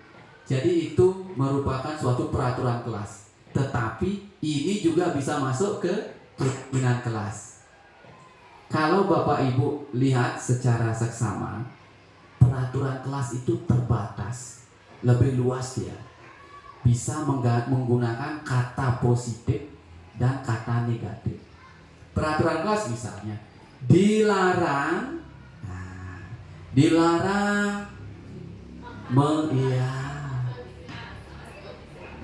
betul sekali Bu, dilarang makan di kelas. Itu kata positif apa negatif? Negatif. Dilarang merokok, dilarang membawa senjata tajam, tidak boleh. Nah, kalau itu sudah negatif, itu peraturan Bapak Ibu.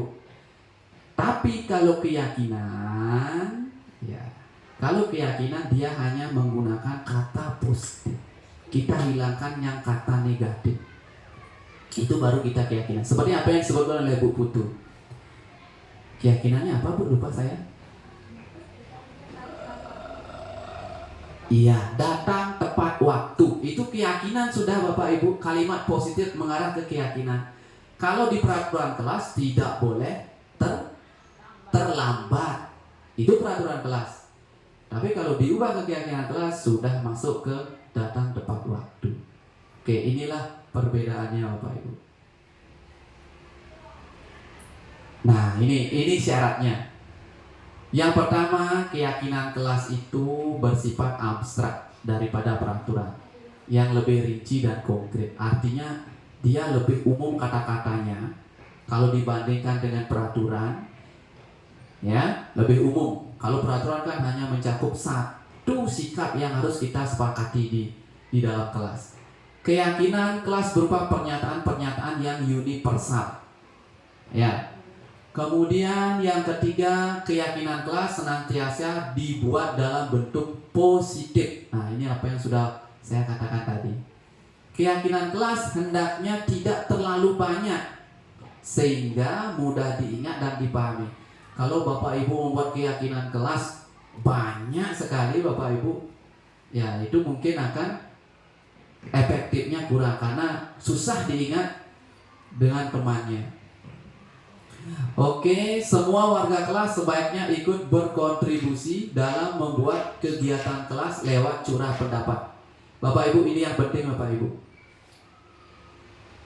Ikut berkontribusi. Jadi apa yang kita punya pandangan baik menurut kita tidak bisa memaksakan ke siswanya. Kita tidak bisa memaksakan. Biarlah mereka yang menemukan sendiri. Tugas Bapak Ibu nanti di kelas hanya mengolah kata-kata yang dibuat oleh siswa itu menjadi kalimat positif.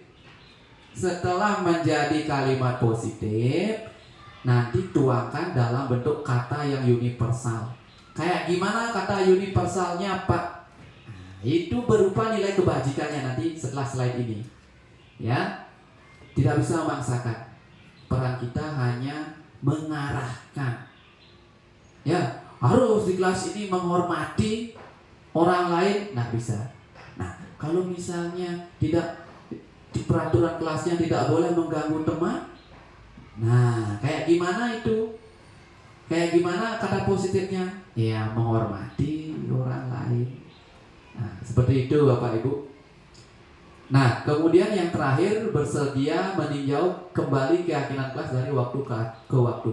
Apapun itu pasti akan berubah.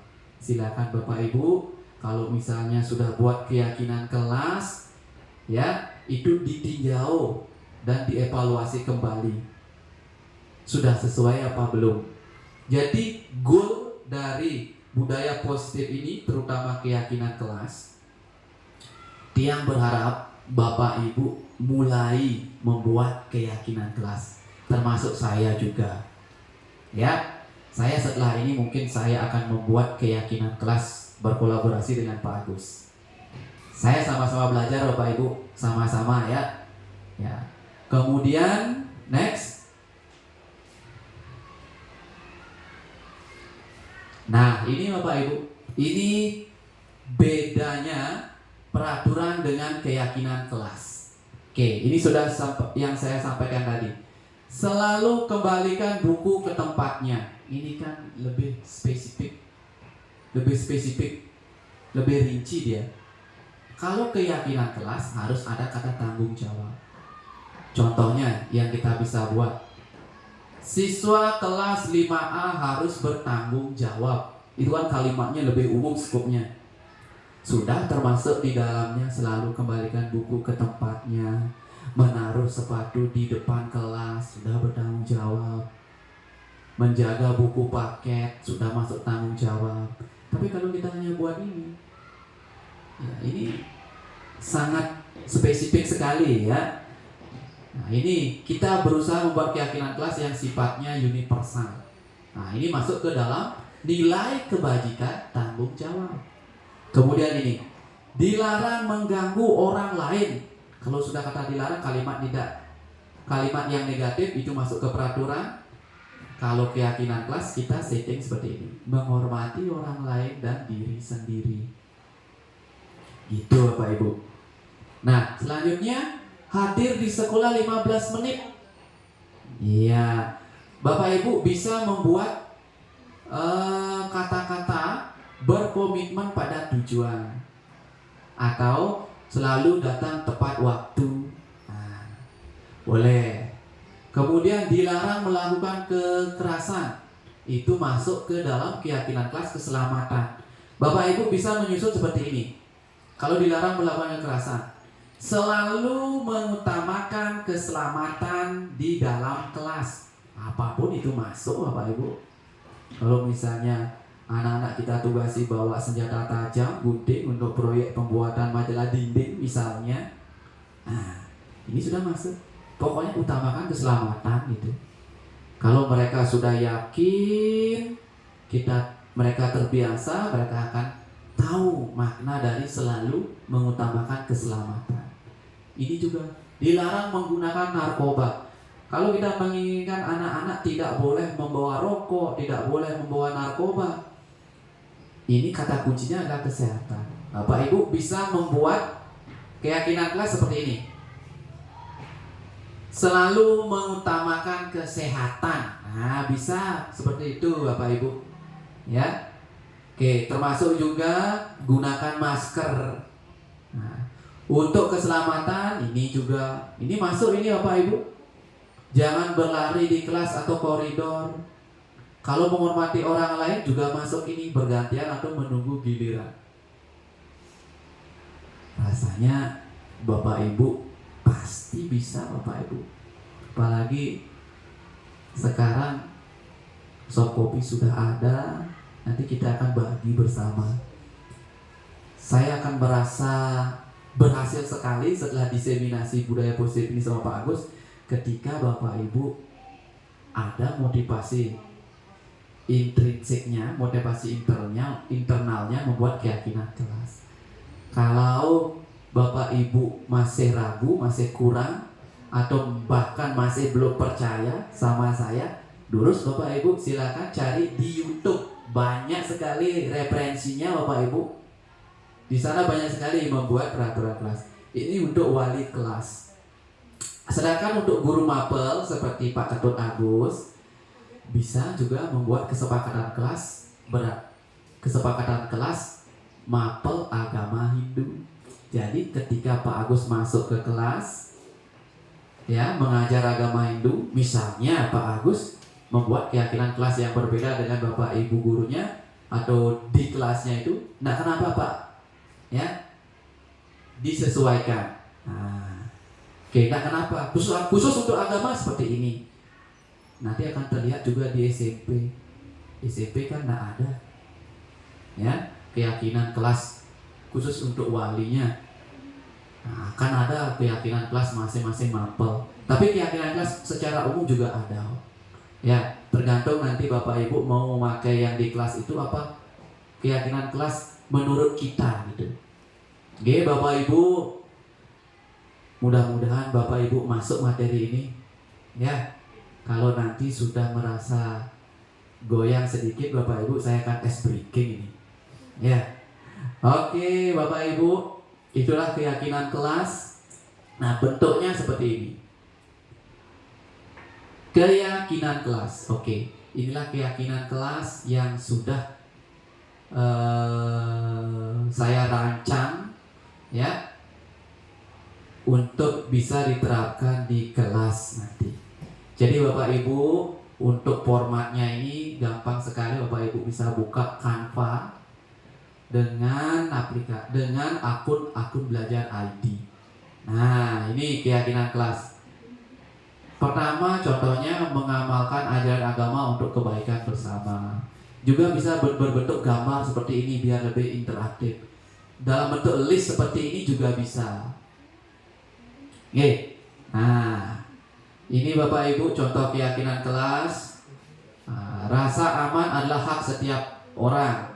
Nah, saya ingin bertanya dulu Bu Desi, untuk yang poin kedua ini, rasa aman adalah hak setiap orang, nilai kebajikannya apa? Nilai kebajikannya ini kan ada keselamatan, kesehatan, menghormati orang lain.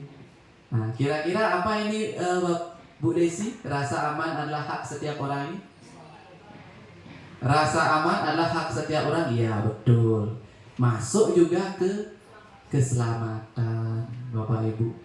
Kemudian ini tertib saat belajar mengajar. Siapa Bapak Ibu guru? Bu Juli? Bu Juli ini masuk di mana ini? Tertib saat belajar mengajar. Oke, benar, betul sekali. Ini menghormati juga. Menghormati apa? Rekan-rekan yang lain, menghormati guru. Termasuk juga disiplin. Iya. Nih, kalau ini menjaga kebersihan diri sendiri, kelas dan lingkungan sekolah, bertanggung jawab. Kesehatan juga masuk. Ya. Nah, ini menciptakan suasana yang sejuk. Apa ini Bapak Ibu?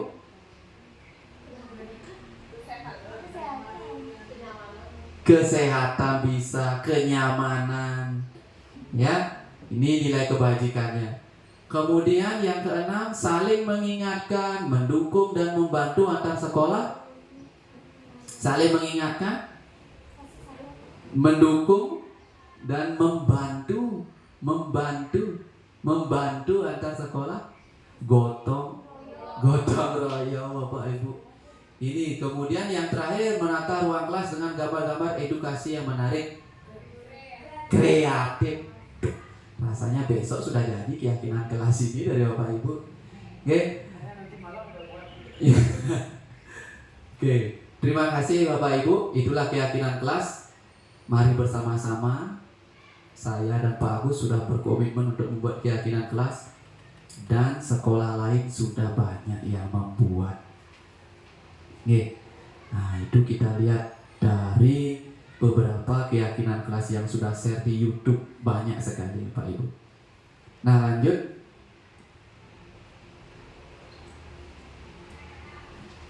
Nah, ini yang ini materi handal ini Bapak Ibu. Jadi Bapak Ibu, untuk menjadi seorang motivator, Mario Teguh Gede Prame, sebenarnya ini beliau berangkat dari ini Bapak Ibu, segitiga restitusi. Nah, sekarang jika Bapak Ibu ingin menjadi Gede Pramenya di SD 10 Sanur, ini kita bahas bersama segitiga restitusi. Oke. Segitiga restitusi itu adalah bagaimana ya suatu langkah menangani masalah siswa ya dengan menciptakan kondisi bagi murid untuk memperbaiki kesalahan mereka. Kuncinya bukan kita yang menjudge atau yang memperbaiki kesalahan mereka. Ya, yang kita harapkan adalah mereka bisa kembali pada kelompok mereka dengan karakter yang lebih kuat. Mereka lah yang akan memperbaiki dirinya sendiri. Kadang kalau kita menyelesaikan masalah siswa, kita memberikan solusi. Harus seperti ini, harus begini, jangan begitu. Dia juga seperti itu Bapak Ibu. Ternyata itu keliru Bapak Ibu. Nah, sebagai seorang guru.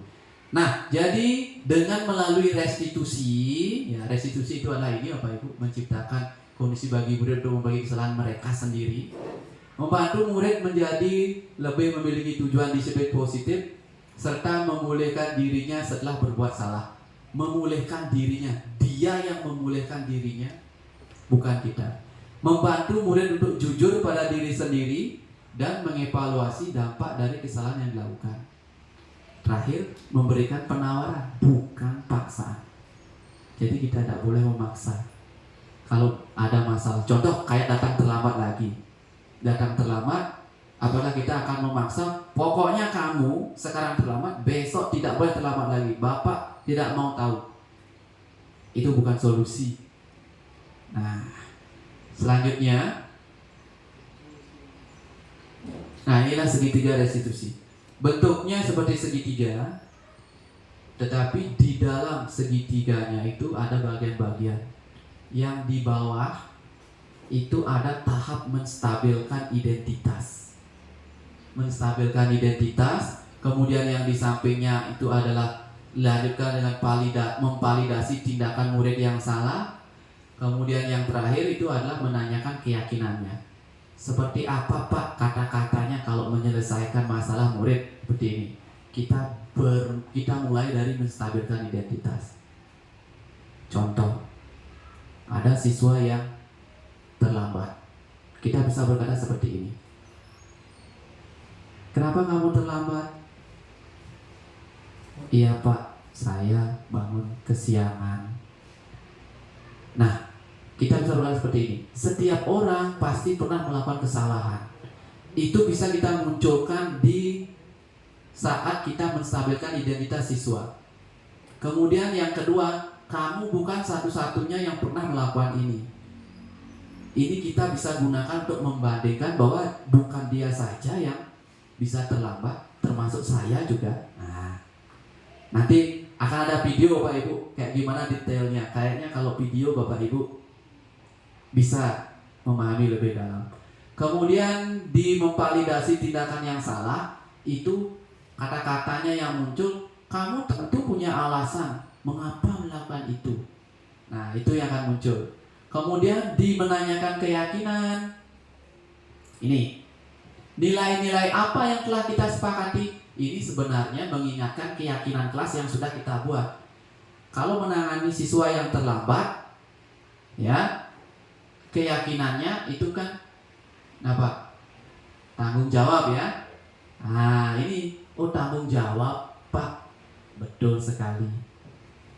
Kamu ingin menjadi orang seperti apa? Harus ada itu dalam tahap menanyakan keyakinan. Baik Bapak Ibu, saya tidak akan berlama-lama. Ini ada video yang sangat menarik sekali. Bapak Ibu bisa selesaikan untuk permasalahan siswa. Kalau bisa Bapak Ibu mengembangkan lebih jauh, Bapak Ibu bisa gunakan segitiga ini dalam menyelesaikan permasalahan rumah tangga. Oke, lanjut. Silakan.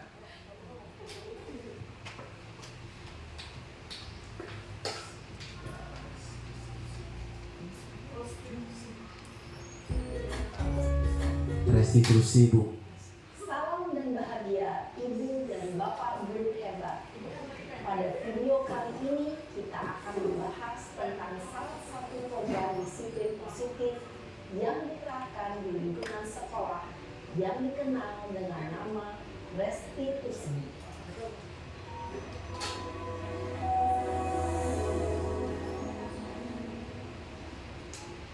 Restitusi dikembangkan oleh pakar pendidikan Diane Boston berlandaskan pada teori kontrol Dr. William Glasser.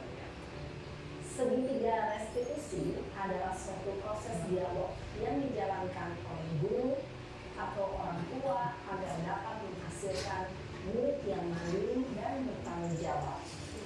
Pada saat guru di posisi manajer, aspek yang dikembangkan pada murid adalah motivasi intrinsik, sehingga penanaman nilai-nilai kebajikan dapat tumbuh dan berkembang menjadi suatu kebiasaan positif yang akhirnya membentuk karakter murid. Proses dialog ini terdiri dari 3 langkah yang digambarkan pada ketiga sisi pada segitiga restitusi. Sisi pertama adalah menstabilkan identitas. Sisi tindakan yang salah. Dan sisi yang ketiga adalah menanyakan keyakinan. Ibu dan Bapak guru berikut ini akan tunjukkan bagaimana seorang guru berada dalam posisi manajer menggunakan penerapan segitiga restitusi.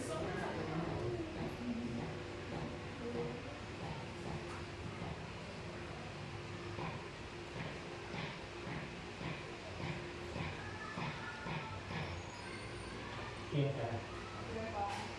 Sudah lama nggak ketemu Sarah? Kenapa hari ini ada di sini? Kesel Pak, kesel banget.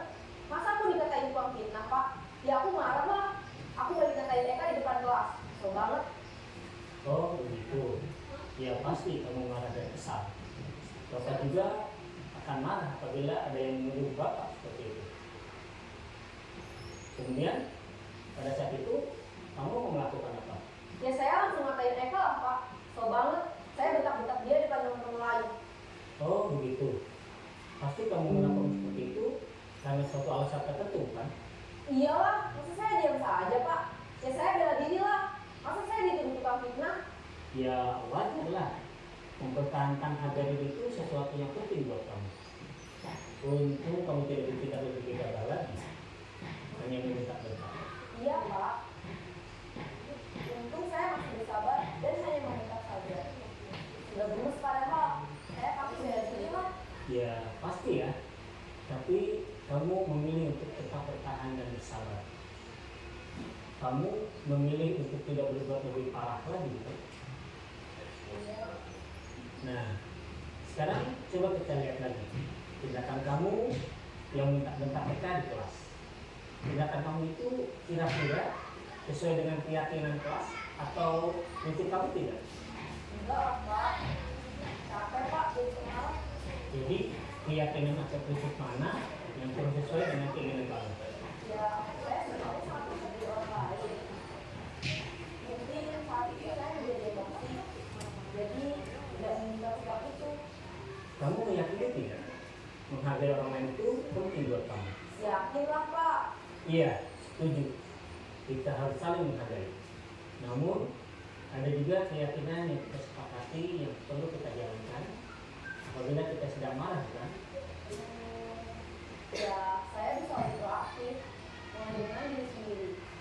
Saya bisa jadi lebih sabar, mempunyai kebijakan sedikit, mau apa selanjutnya. Kira-kira kamu bersedia memperbaiki masalah ini tidak? Sedia Pak.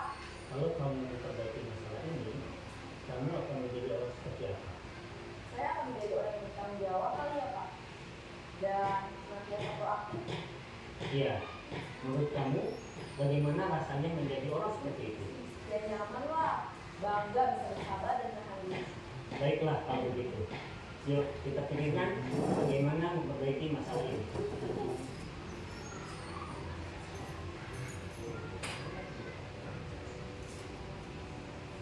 Ibu dan Bapak guru hebat. Baru saja kita menyaksikan contoh bagaimana seorang guru berada dalam posisi manajer menggunakan penerapan segitiga restitusi. Mari kita bahas satu persatu. Pada sisi pertama, menstabilkan identitas berdasarkan pada prinsip bahwa membuat kesalahan adalah bagian dari proses pembelajaran. Sisi pertama dari segitiga ini berperan menggeser identitas murid dari identitas gagal ke identitas sukses. Murid yang sedang bertingkah laku yang tidak pantas atau menarik diri saat itu sedang mengalami identitas gagal. Bila kita mengikutinya, maka posisinya tidak akan berubah. Kita bisa mengajukan pernyataan ini. 1. Membuat kesalahan sesuatu yang wajar. 2. Manusia tidak ada yang sempurna. 3. Kita bisa memperbaiki masalah ini. 4. Saya tidak menanyakan kesalahannya. Saya lebih fokus bagaimana memperbaiki masalah ini. 5. Apakah saat ini kamu telah menjadi orang yang baik untuk diri sendiri?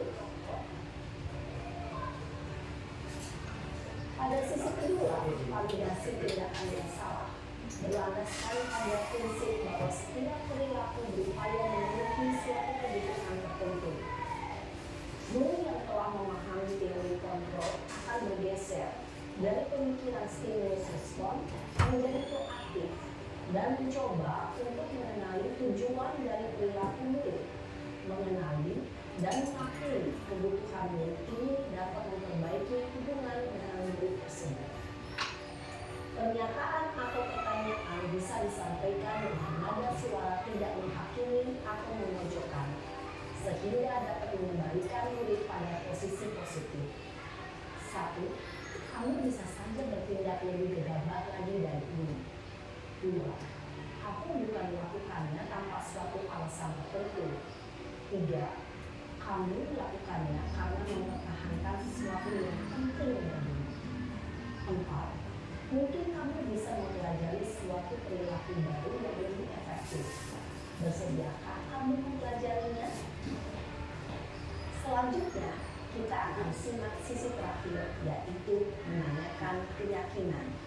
Teori kontrol menyatakan bahwa pada dasarnya kita termotivasi secara intrinsik.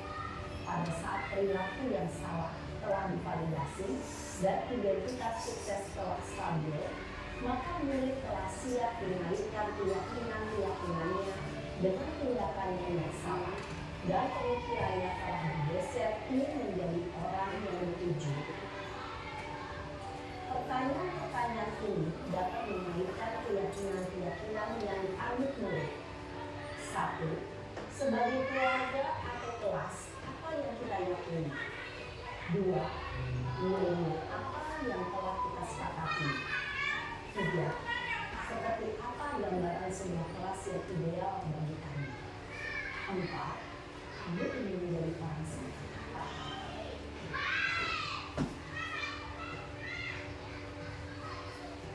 Dalam menerapkan segitiga restitusi, perlu diperhatikan beberapa hal, yaitu 1.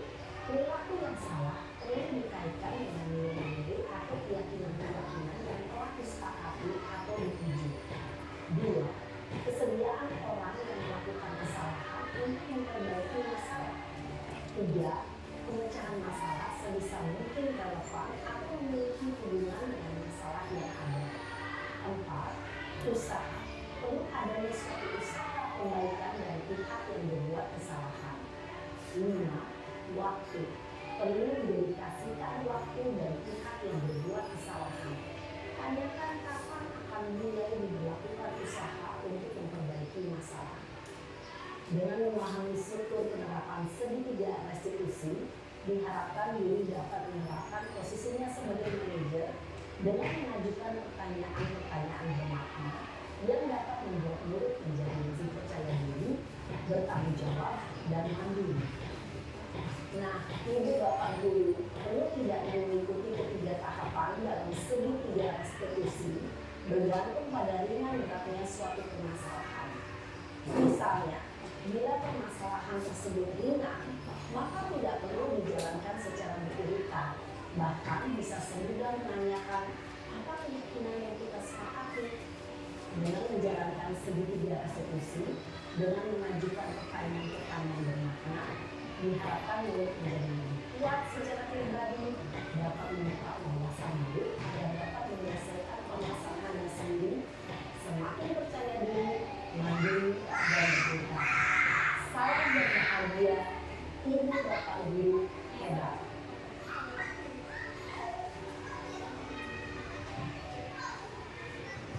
Cek 1, 2, 3.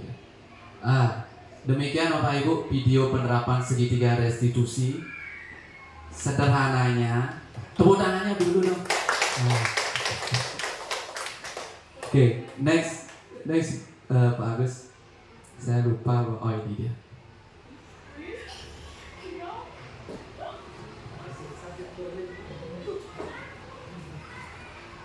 Oke.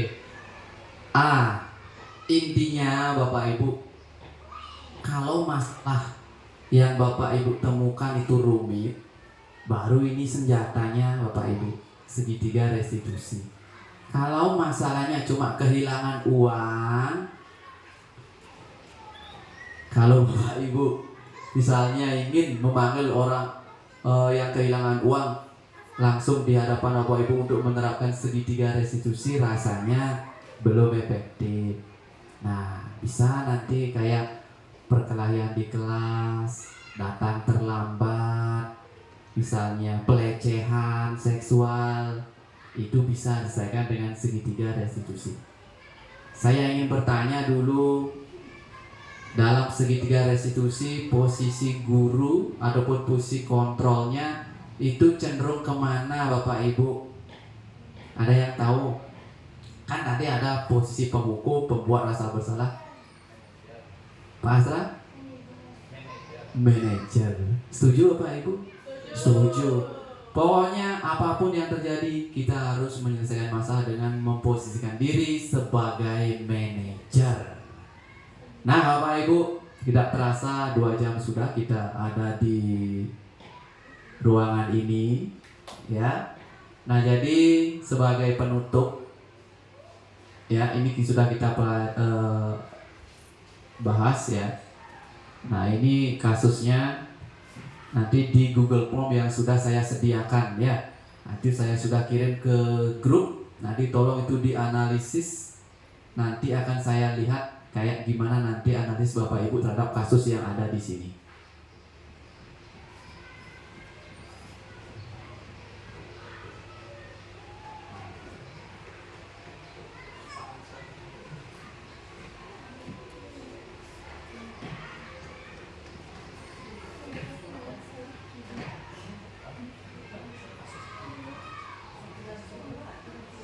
Nah, inilah kata-kata terakhir dari saya. Thank you Guru Bergerak Indonesia Maju. Tanpa Bapak Ibu saya tidak bisa bergerak seperti ini. Terima kasih, tepuk tangannya dulu untuk kita semua. Oke, sebagai akhir dari pertemuan kita, tolong Pak Agus ke pertanyaan pemantik. Bisa nggak? Tadi kan Pak Agus memberikan pertanyaan pemantik. Nah, kita coba dulu. Kita satukan persepsi dulu. Nah, ini.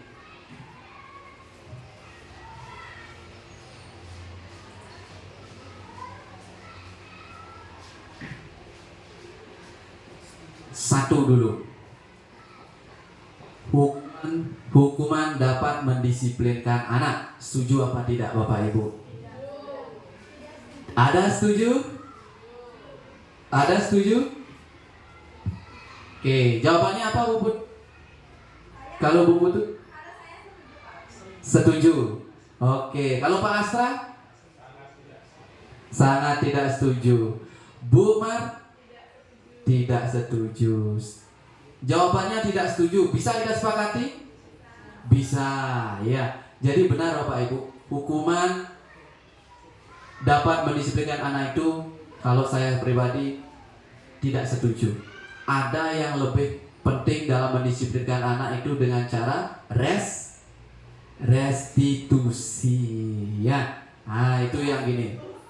Kemudian yang kedua, pemberian hukuman dengan hal positif seperti membaca atau membersihkan halaman sekolah dapat meningkatkan disiplin anak. Setuju Bapak Ibu? Tidak setuju. Kalau sudah ada kata hukuman Bapak Ibu, berarti itu kesannya negatif sudah. Oke? Kalau bisa kita berikan restitusi. Pokoknya kalau misalnya kita berikan hukuman, kamu terlambat, kamu lari keliling lapangan, setelah lari, dia pasti akan menyadari bahwa dia sudah tuntas dengan kesalahannya dia. Dia merasa sudah membayar semua. Nah, seperti itu. Kemudian yang ketiga, memberi penghargaan dapat meningkatkan motivasi belajar anak. Setuju Bapak Ibu? Tidak setuju? Tidak setuju? Ada yang setuju? Bu Oka setuju.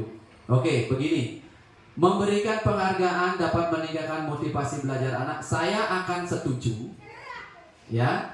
Saya akan setuju jika anak itu motivasinya positif. Untuk apa? Untuk menghargai dirinya sendiri. Saya tidak akan setuju kalau penghargaan ini memberikan ketergantungan. Nggih. Jadi ini dilematis dia. Setuju dan tidak setuju. Ya, ada yang Bapak Ibu bilang tidak setuju, setuju tergantung apa keinginan Bapak Ibu, apa harapan Bapak Ibu untuk siswa itu. Motivasinya apa? Nah, itu kita bisa lihat. Kalau motivasinya dari secara internal, ya bagus. Kalau secara eksternal untuk mendapatkan imbalan, itu akan mengajarkan anak berpikir pragmatis. Demikian Bapak Ibu, saya Pak Sen, guru penggerak Angkatan 9 Kota Denpasar. Terima kasih sudah membersamai saya. Tepuk tangannya dulu. Iya. Terima kasih atas bantuannya. Semoga Bapak Ibu sehat, diberikan kelancaran karena sudah berbuat baik ke saya dan Pak Agus. Ya, demikian diseminasi hari ini saya tutup dengan Paramo Santi. Om Santi Santi Santi Om.